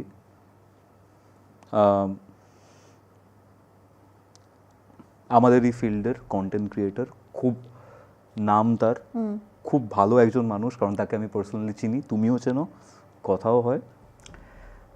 তার বিয়ে হয়, তার আগে একটা সম্পর্ক ছিল। এই যে বিয়েটা হলো, আমরা কিন্তু জাজ করার কেউ নই, একদম ফ্র্যাঙ্কলি বলছি, একদম মন থেকে বলছি, আমরা কিন্তু জাজ করার কেউ নেই, তার পার্সোনাল লাইফ ওটা।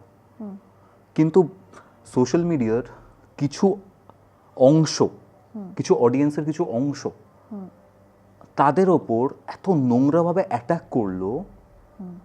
সে একটা খুশির জিনিস শেয়ার করেছে, তার জীবনের এত বড় একটা দিক সে রেখেছে বা এত বড় একটা পদক্ষেপ নিয়েছে, ঠিক আছে, তাকে এত বাজেভাবে একটা ব্যাকল্যাশ ফেস করতে হলো। এই জিনিসটা প্যাথেটিক না? একটা খুশির খবর আমি শেয়ার করলাম, যাদেরকে আমি আমার ফ্যামিলি মেম্বার মনে করি, তাদের কাছে তারাই এরকমভাবে আমাকে। প্যাথেটিক বলবো না, কারণ দ্য মোমেন্ট তোর প্রোফাইলে নামের পাশে এই ডিজিটাল ক্রিয়েটার এই শব্দটা জোরে, তখনই তুই অতটা ব্যক্তিগত লাইফ আর তোর থাকে না। কারণ তোর মধ্যে একটা কী বলো, একটা অভ্যাসগত জিনিস তো কাজ করেই, প্লাস তোর কাছে একটা কম্পালশন হয়ে দাঁড়ায় জীবনের সব কিছু শেয়ার করি, কারণ তোর অডিয়েন্স জানতে চায়, তোর এক্সটেন্ডেড ফ্যামিলি হয়ে গেছে তখন। কারণ তুই তোর সমস্ত সাকসেস সেখানে শেয়ার করছিস। এই বাটনটা পেয়ে তুই ছবি দিবি তো, এরপরে আরও গোল্ডেন কিছু পেলে সেটাও ছবি দিবি। ঠিক সেরকমই তুই যার কথা বলছিস, তার জীবনে যখন ভালো কিছু ঘটবে সে ছবি দিয়েছে আগেও। সে যে কোনো অ্যাচিভমেন্ট, যে কোনো রকমের উন্নতিকেই লোকজনের সামনে মেলে ধরেছে, ইন্সপায়ার করেছে। হ্যাঁ, সে জানে, সে তার ইন্সপায়ারের কথা বাদই দিলাম, সে শেয়ার করেছে যে আমার জীবনে এটা ভালো হয়েছে, খুব আনন্দ, আমি তোমাদের জানালাম। এবার তার কাজ যারা পছন্দ করে তারাও হাততালি দিয়েছে, তারা বলেছে আরো ভালো হোক। বিষয়টা হচ্ছে যে মোমেন্টে তুই প্রোফাইলটাকে তোর অ্যাচিভ করিস, পাবলিক ফিগার, আমরা ভাবি শুধু পাবলিক ফিগার লেখা আছে, অ্যাকচুয়ালি ব্র্যাকেটে পাবলিক প্রপার্টিটাও লেখা হয়ে যায়, যেটা আমরা পড়তে পারি না। দ্য মোমেন্ট তুই ওটা হয়ে গেলি, তুই যা করবি তুই জানবি প্রত্যেকটার জন্য কমেন্ট ধেয়ে আসবে, এবং তার কি পাস্ট আছে কি প্রেজেন্ট আছে সেটা ম্যাটারই করে না। কারণ প্রত্যেকটা মানুষের ফ্রাস্ট্রেশন আছে, এবং মানুষ কাদা ঘাঁটতে ভালোবাসে। সেটা যদি তখনই ঘাঁটতে বেশি ভালোবাসে যখন কারোর গায়ে কাদাটা দিতে পারে। আজকে যে ছেলে বা যে মেয়েগুলো ওকে টার্গেট করে এগুলো লিখেছে, তাদের জীবনে কি একটাই সম্পর্ক হয়েছে? এক্স্যাক্টলি, জন্মেই যাকে ভালো লেগেছিল তার সাথেই রয়েছে, তাদের ব্রেকআপ হয় না, তাদের প্যাচ আপ হয় না, নাকি তারা নিজেদের ইচ্ছার কোনো সম্পর্ক থেকে জোর করে ভালো লাগছে না বেরিয়ে যেতে চায় না, জোর করে বসে থাকে? নিশ্চয়ই থাকে না। এটাও ঠিক সেরকমই। তারা এই যে দেখিস কারোর সেক্স চ্যাট যদি ফাঁস হয়ে যায়, তখন তাকে নিয়ে কি খিল্লিটা হয়, এমন কোনো পোর্টাল, এমন কোনো মিম সাইট পাবি না যেখানে তাদের নিয়ে কথা হয় না। যারা কমেন্টগুলো করছে এবং বলে ভাই লিঙ্ক দে, তার মানে এটা কি? তুমি অন্যের কেচ্ছাটা পড়ছো। যেগুলো লিখে তাদের সেক্স চ্যাট থাকে না, তারা নিউজ চায় না লোকের থেকে, তাদেরটা যদি আজকে ফাঁস হয়ে গিয়ে দিয়ে দিই, তারা বলবে আমার কাছে লিঙ্ক আছে দেবো, সবাই নিবি? লোকে পরেরটা নিয়ে ভাবতে খুব ভালোবাসে, কারণ নিজের গায়ে লাগছে না তো। এক্স্যাক্টলি। আর দ্বিতীয় কথা হচ্ছে, তুই যার কথা বলছিস তার কথাবার্তা ভালো, তার ভিডিও শুনে আজ অব্দি লোকের উপকার ছেড়ে অপকার হয়েছে বলে আমার তো মনে হয় অ্যাজ না। আ মানুষও খুবই ভালো। আমি মানুষের দিকে যাচ্ছিই না। আমরা যারা তাকে ইটটা মারছে, কাদাটা ছুঁড়ছে, তারা তাকে শুধু ক্রিয়েটার হিসেবেই জানে। ব্যক্তিগত পরিচয় কি অত লোকের সাথে আছে? নেই তো। তুমি তো তাকে শুধু ভিডিও ক্রিয়েটার হিসেবেই চেনো। তুমি কি তার বাড়িতে গিয়ে পার্টি মেরে গল্প করো? তাহলে তুমি যে তার দিকে এত ঢিল ছুঁড়ছো, তুমি শুধু তার কাজ দেখেই কিন্তু ছুঁড়ছো। এবং সে আজ অবধি তার কোনো কন্টেন্টে হেট্রেড ছড়ায়নি, না সে কিছুই এমন কিছু বলেনি যেটাতে কারোর মানুষের মনে গিয়ে লাগতে পারে। সে বরং যা যা বলেছে সেটা যদি তোমার কাজে নাও লেগে থাকে, তোমাকে সেগুলো অপকারও করেনি কোনো। তো তার কি পাস্ট সম্পর্ক ছিল সেটাও সে শেয়ার করেছে বলেই তোমরা জানতে পেরেছো। কারোর পাস্ট শেয়ার না করলে জানতেই তো পারতো না। হ্যাঁ, আজকে যদি প্রথম থেকে সে কিছুই না জানাতো, একবারে ডিরেক্ট এসে যখন বিয়ে করছে তার সাথে আলাপ করালো, তুমি কি করতে? ফুল ছড়তে, ও বাবা কি ভালো তুমি, দেখছো, তুমি তো এটাই বলতে। তার একটা পুরনো কেউ ছিল, সে সেখান থেকে সরে এসছে বা তাদের জীবনে কি হয়েছে নোবডি নোজ।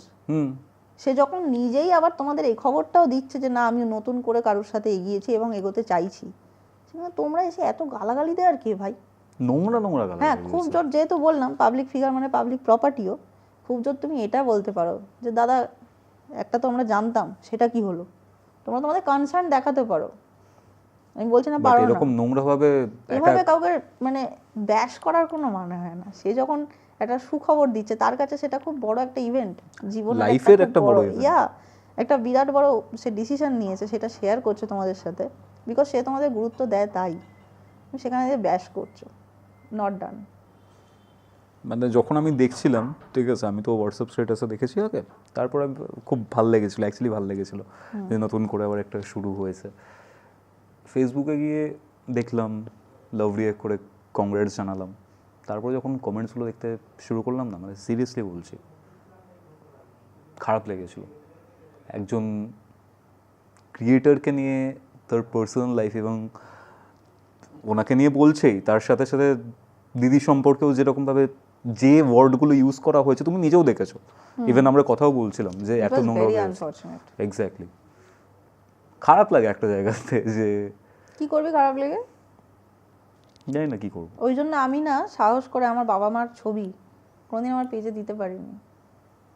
কারণ এখানে কিছু লোক আছে যাদের নিজেদের লেজে পা পড়লে চিরবিরিয়ে উঠবে, কিন্তু অন্যের বাবা মাকে নিয়ে কোনো কারণ ছাড়া 5টা বাজে বাজে নোংরা নোংরা কথা বলতে তাদের একটা বার মনে হবে না যে আমি ভুল কিছু করছি। এটা তাদের রাইট, তারা মনে করে এটা তাদের বার্থ রাইট, যাকে যা খুশি আমি বলে দিতে পারি, কেননা আমি 150 টাকা রিচার্জ করাই, আমার হাতে একটা ফোন আছে। যাই হোক, একটা প্রসঙ্গে আসি। এগুলো নিয়ে তো আমরা কথা বললাম। তুমি লেখালেখি করো, রিসেন্ট বইমেলাতে তোমার বইও বেরিয়েছে। বইয়ের যে টপিকটা সেটা আমার ফেভারিট টপিক, কারণ ভূত ভূত রয়েছে এখানে। তোমার নিজের লাইফে কখনো এরকম হরর এক্সপিরিয়েন্স হয়েছে অন আ সিরিয়াস নোট? হ্যাঁ হয়েছে, কিন্তু প্রথমে একটা জিনিস আমি ঠিক করে দিই, ভূত ঠিক নয়, ভয়ের গল্প লিখতে ভালোবাসি। ভয়ের, হ্যাঁ, তার কারণে যে দাঁত কিরমির করে ভূত আসে না আমার গল্পে। আর আমি যেটা এখন খুব ট্রেন্ড চলছে কি বৌদ্ধিক তন্ত্র বা বৌদ্ধ তন্ত্র, বৌদ্ধিকটা ভুলভাল বললাম, বৌদ্ধিক অন্য মানে হয়, বৌদ্ধ তন্ত্র। তো আমার বৌদ্ধ তন্ত্র নিয়ে ভাই একেবারেই জ্ঞান নেই, যাদের আছে তাদের মুবারক, তারা আরও ফ্লারিশ করুন, কিন্তু আমার ওইদিকে একেবারেই জ্ঞানও নেই, হাতটিও নেই লেখার অত ভালো। যেটুকু আমার বুদ্ধিতে কুলো তাতে করে আমি ভয়ের আবহটা ক্রিয়েট করতে খুব ভালোবাসি লেখার মাধ্যমে। হ্যাঁ, যাতে লোকের পড়লে গা ছমছম করে, বা গা ছমছম যদি নাও করে তাহলে অন্তত ভালো লাগে, লোকে তো ভয় পেতে ভালোবাসে, তো ওইটুকু যেন মজা পায় লোকে, আলটিমেটলি মজা দেওয়া মানুষকে, এটুকু করি। আর হ্যাঁ, আমার জীবনে এক্সপিরিয়েন্স বলতে খুব ভয়ঙ্কর কিছু নেই যেটা দেখে আমার হার্ট অ্যাটাক করে গেছিলো 4 বার, এরকম কিছু নয়। কিন্তু হ্যাঁ, আমি ভয় পেয়েছিলাম ডেফিনেটলি। আমি একবার, অনেকে বলেন স্লিপ প্যারালাইসিস, কিন্তু আমি খুব একটা তাদের সাথে একমত নই, কারণ স্লিপ প্যারালাইসিস হওয়ার যত রকমের সিমটম হয় সেগুলো আমি এক্সপিরিয়েন্স করেছি, বাট আমি আরও একটা জিনিস এক্সপিরিয়েন্স করেছি যেটা অন্যরা করেননি কখনো। আমি দেখেছি রাত্রেবেলা আমার প্রচণ্ড বুকের ওপর একটা চাপ অনুভব করছি, একটা বিরাট ওজন, শ্রীরামপুরের বাড়িতেই, হ্যাঁ, অ্যাজ ইফ 700-800 কেজির একটা কিছু চাপানো হয়েছে, মানে জাস্ট এরম কাঁধটা আমি নাড়াতে পারছি না, এত এত কষ্ট হচ্ছে। মা বলে ডাকছি, গলা দিয়ে আওয়াজ বেরোচ্ছে, আমি অন্য ঘরে ঘুমোই ছোট থেকেই। তো এবার এগুলো স্লিপ প্যারালিসিসের লক্ষণ, শরীর স্থির হয়ে যায়, নড়ে না, ভার লাগে বুকের ওপর এবং গলা দিয়ে আওয়াজ বেরোয় না। এটা এত দূর আমি মেনে নিলাম, কিন্তু আমি যখন চোখ খুললে প্যারালিসিসটা ভেঙে যায়, কারণ ঘুমটাই ভেঙে যায়। আমি যখন চোখ খুললাম আমি দেখলাম আমার ওপর একেবারে সমান্তরালভাবে আরেকজন শুয়ে, আমার দুটি হাতের ওপর তার দুটো হাত, এবং সে বিভৎস ক্রুয়েল একটা মুখ করে আমার দিকে তাকিয়ে হাসছে। এবং সে শুধু হাসছে না, যাকে আমি দেখলাম তাকে দেখে আমি মধ্যা ভয়টা পেয়েছিলাম। কাকে দেখেছিল? সেটা হচ্ছে আমি নিজে। I have seen my self. তুমি তোমার উপরে শুয়ে আছো। হ্যাঁ, এবং একদম সমান্তরালভাবে, মানে আমি চিত হয়ে শুলে আমার ওপর যদি আমি উপর হয়ে শুই, দুটো হাত রেখে, ঠিক যা লাগবে, এবং অত ভয়ঙ্কর মুখ যে আমি করতে পারি এটাই আমার ধারণা ছিল না। মানে এত ক্রুয়েল মুখ, মানে যেন গিলে ফেলবো নিজেকে। তো এটা আমার কাছে খুব বড় একটা এক্সপিরিয়েন্স জীবনের। আমি ভীষণ ভয় পেয়েছিলাম। তারপরে আর কিছু হয়েছিল?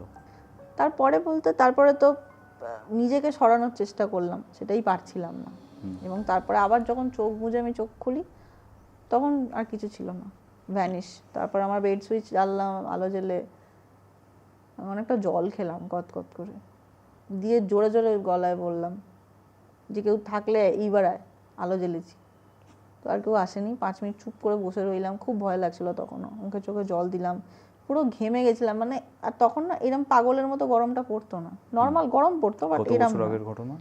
তাও প্রায় 12-14 বছর তো বটেই।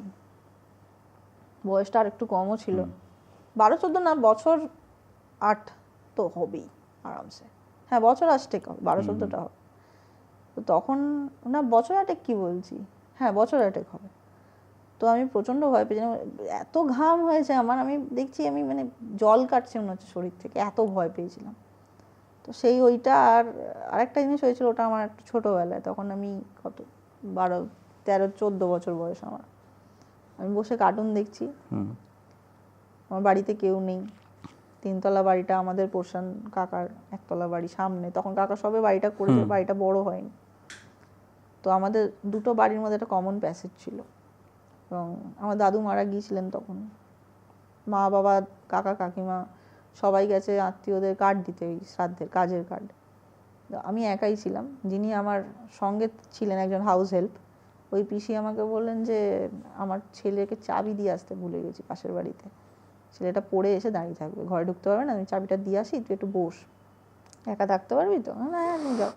তো আমি এখনও কার্টুন দেখি, তখন তো ফেভারিট কার্টুন কি আমার? Scooby Doo, Dexter's laboratory, Powerpuff girls, Tom and Jerry তো ছেলেদের লেজেন্ড কাল্ট হয়ে গেছে। শিনচান কেমন লাগে? ভালো, বাট ওইগুলোর মতো অত ভালো লাগে আমার। তো যাই হোক, আমি টপিক থেকে বেরোবো না। দেন ওই পিসি আমাকে রেখে বলে গেল তুই ছিটকিনি দিয়ে বস, একজন আসবে, বাকি যে কার্ডগুলো রয়েছে, ঘটক কাকু বলে ডাকতাম আমরা, ওর হাতের লেখা খুব ভালো ছিল, বাকি কার্ডগুলো নাম লিখতে আসবে যাদের বাড়ি যাবে। তো এলে দরজা খুলে দিবি, কাকার ঘরে বসে লিখবে, কার্ড কাকার টেবিলে রাখা। তো আমি পিসি চলে যাওয়ার পর ঘরে বসে অ্যাজ ইউজুয়াল কার্টুন দেখছি। একটু পরে বেল বেজেছে। কে? আমি রে, ঘটক কাকা বলল। এবার যাকে ছোট থেকে আমি বারবার রোজই বাড়িতে আসে দরজা খুলে দিই, তাকে কি আমি দরজা খুলে দেখবো তারপরে দেবো? এটা তো করবো না। সে রেসপন্স করার সাথে সাথে আমি ছিটকিনি খুলি, এবং যেহেতু কার্টুন দেখা একটু মানে ব্রেক হয়ে যাবে, আমি বলছি দরজাটা দিয়ে দিও, কিন্তু কার টেবিলে আছে। তুমি খুলে রেখে ঢুকে গেছো? দৌড় মেরেছি, মিস হয়ে যাবে। হ্যাঁ। সে বললো হ্যাঁ ঠিক আছে। আমি শুনলাম, ছিটকিনিও দিল, একদম ইজি। Proper, হ্যাঁ, যেরকম হয় রোজই তো এটাই ঘটছে। এবার সে কাকার দিকে ঢুকে গেছে, আমি আমার ঘরে ঢুকে গেছি, কার্টুন দেখছি। একটু প্রায় মিনিট 10 পরে আবার বেল বাজছে। এবার আমি জানি যে ওই পিসি এসছে চাবি নিয়ে। ছিটকিনি খুলে দেখছি ঘটক কাকা দাঁড়িয়ে। তাকে একটু আগে আমি খুলে দিয়েছি দরজা, একদম ক্লিন দাঁড়িয়েছে। আমার মুখ থেকে কোনো কথাই সরছে না। আমি বলছি তুমি? বলছে হ্যাঁ কি হয়েছে? তুমি এখানে কেন দাঁড়িয়ে আছো? বলছি কেন দাঁড়াবো না, বাড়ি চলে যাবো? ও মজা করে বলছে। এখন তুমি একটু আগে এলে তো, আমি তোমায় খুলে দিলাম। বলছে এই বয়সে নেশা করছিস নাকি? আমি বলছি আমি মজা করছি না, তুমি এলে, তোমায় খুললাম, তুমিই তো দরজা দিয়ে কাকার ঘরে ঢুকলি, তুমি ভয় দেখাচ্ছ না আমাকে? আমি এইটুকু বলে কাকার বাড়ির পোর্শনটায় ঢুকে গেছি। 3তলা গোটা বাড়িতে আমাদের দিকটায় কেউ নেই, কাকার পোর্শনটাতে তো কেউই নেই। উল্টে কাকার ঘরের দরজা, যেটা এপাশ থেকেও বেরোনো যায় কাকার বাড়ির সামনে দিয়ে, সেই অংশটা তো ভেতর থেকে তালা মারা, চাবি তো কাকা নিয়ে গেছে। আর যে দরজাটা আমি খুলেছি ওটা ছাড়া আর কোনো অ্যাক্সেস নেই। দিয়ে না আমার শরীর খারাপ শুরু হয়ে গেছে। আর বলতে বলতে ওই পিসিও চলে এসেছে। কী হয়েছে রে, কী হয়েছে রে? এই হয়েছে তো। আমি আর কথা বলতে পারছি না। দিয়ে আমার ঢুকিয়ে জল টল খাওয়ালো। আমি আজও জানি না কাকে আমি দরজা খুলে দিয়েছিলাম। সাংঘাতিক। এই দুটো আমার খুব ক্লিয়ার আছে। জীবনে মনে রাখার মতো আরও অনেক কিছুই ঘটনা আছে, বাট সেগুলো ঠিক আমার দেখা নয়, ফার্স্ট হ্যান্ড এক্সপিরিয়েন্স নয়, কিন্তু যারা বলছে তারা ফালতু কথা বলার লোক না, তো সেগুলো বলার মানে হয় না। যেগুলো আমার এক্সপিরিয়েন্স আছে সেগুলো আমি শেয়ার করলাম। লাস্ট একটা কোশ্চেন করবো, ভূতে বিশ্বাস করো? ডেফিনেটলি। ভূত তো অতীত, অতীত ছাড়া বর্তমান হয় নাকি? আমি সেই অ্যাসপেক্টে বলছি না, ভূত আমি বুঝতে পেরেছি তোর অ্যাসপেক্ট কি, এবং আমি বিশ্বাস করি। যাকে দেখতে পাচ্ছি না তার মানে এই নয় সে নেই, সে আছে। হাওয়াও তো দেখতে পাই না, হাওয়া কি নেই? থ্যাংক ইউ ঝিলামদি কৌশলের আড্ডাতে আসার জন্য। মানে এটা না একটা রোলার কোস্টার রাইডের মতো ছিল। শুরুটা কি দিয়ে হয়েছিল, মাঝখানে আমরা কী সব নিয়ে কথা বললাম, আপ ডাউন হতে হতে এরকম টাইপের একটা জায়গাতে এন্ড হচ্ছে। এন্ড হচ্ছে না, দিস ইজ দ্য বিগিনিং। একদম দিস ইজ দ্য বিগিনিং। আমরা আবার বসবো, ঠিক আছে? Absolutely. অ্যান্ড আশা করি আজকের যে এপিসোডটা রয়েছে সবার খুব ভালো লেগেছে। ঝিলামদি থ্যাংক ইউ কৌশলের আড্ডাতে আসার জন্য। Thanks for having me. First এটা বলবে না তো? নো, চলো দেখা হচ্ছে আবার। একদম। এটাই ছিল আজকের এপিসোড। ঝিলামদির সাথে এরকম আর একটা এপিসোড আপনারা কি চান সেটা কিন্তু কমেন্ট করে জানাবেন। ভিডিওটা ভালো লাগলে অবশ্যই আপনার বন্ধু এবং বান্ধবীদের সাথে এটা শেয়ার করুন, এবং আপনার পরিবারের আদার্স যারা সদস্য রয়েছে তাদের সাথেও শেয়ার করুন। তাহলে চলুন দেখা হচ্ছে কৌস্তবের আড্ডার এরকম আরও একটা শানদার আড্ডাতে। ততক্ষণ অবধি কৌস্তবের আড্ডার এরকম আরও দুটো আড্ডা শুনতে আপনার মোবাইল স্ক্রিনে আসা ডান দিকের অথবা বাঁ দিকের বক্সে ক্লিক করুন।